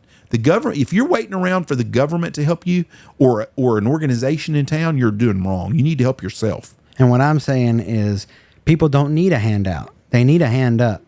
Yeah, but people are take advantage of that. People are suffering, and there are things that we can do that don't involve giving them money. There's a lot of things that we can't do that other people can do, which is my whole point here, which is I don't think I need to give you, I agree with universal basic income, but I don't think that the government has to give you this. There are small changes that we could make that wealthy companies don't want us to make because why do you think the guy who owns TikTok gave Greg Abbott $12 million? It ain't because he just really loves Texas. It's because he knows he's going to legislate like he wants. Why George Soros give the Democratic Party because he knows they're going to legislate like he wants. Yeah, they all buy, and they have been for years. That's my point. Yes, they're going to continue. We can open up. We can do things to open up opportunity for working class people. It's not, and it doesn't have, and if it hurts some of the billionaire daddies' feelings, I'm sorry, but everybody else is getting hurt right now. And if I'm going to represent the public, then I don't need to represent the public. And most of my public doesn't have much invested in the stock market. You guys do, but the most people that I hear about that are invested in the stock market are also doing pretty good. You got $1 million. You said you have 900,000 people in this district? Damn close. It's just too many people, by the way. I bet if there's 900,000 people in this district, 100,000 of them have got some kind of stocks, 401k, retirement or something. So that is not even, that is. So what you're telling me is 90% of the people would be. Well, so you said, and 15% of the people in this county live in this district live below the poverty line. But you said you represent everybody, so now you're just cherry picking the poor people. Why do people that work their ass off? See, that's why y'all. Another reason y'all lost this election. Not cherry picking the poor people. The people that people work like you would benefit too. No, it doesn't apply to you. It only applies to people that have 30 years more money than you would ever have in your life. I don't want the fucking government in my life at all. None. I don't want the Democratic Party or the Republican Party telling me what I can and can't do. I'm not telling you what you can't do. I'm telling the billionaires what they can do. Bullshit. What if I was a billionaire? It'd piss me off too. Now, what if ifs and buts were candies and nuts? That's right. And I'm not a billionaire. But you're not a billionaire, so it doesn't matter for you. But why should they have to tax extra for being successful? Because they're exploiting us. They're exploiting our communities. How are they exploiting? We just spent an hour talking about it. Is there 2 hours and 15 minutes? 2 hours and 15 minutes talking about it. Is there slavery? No. Everybody there's not slavery. If you don't like your shit, go do something else. That's the end of the deal. Bye. Peace. God bless. Thanks, Jeff. Peace. Thanks for having me on. We'll do this again after hunting season. Always love it. And we'll get into when does that end? February. February. So before February. your election, you can come on here again and give me more reasons why I'm never voting for Democrat. We'll do it again in February. All right. What is today? Leg day for everybody? What are we doing today? Leg day and jiu-jitsu. Oh, there we go. So that guy that you're training. Roll. That guy that you're training, I feel sorry for you. It's leg day. Good luck to you. Love you. Bye. Watch video.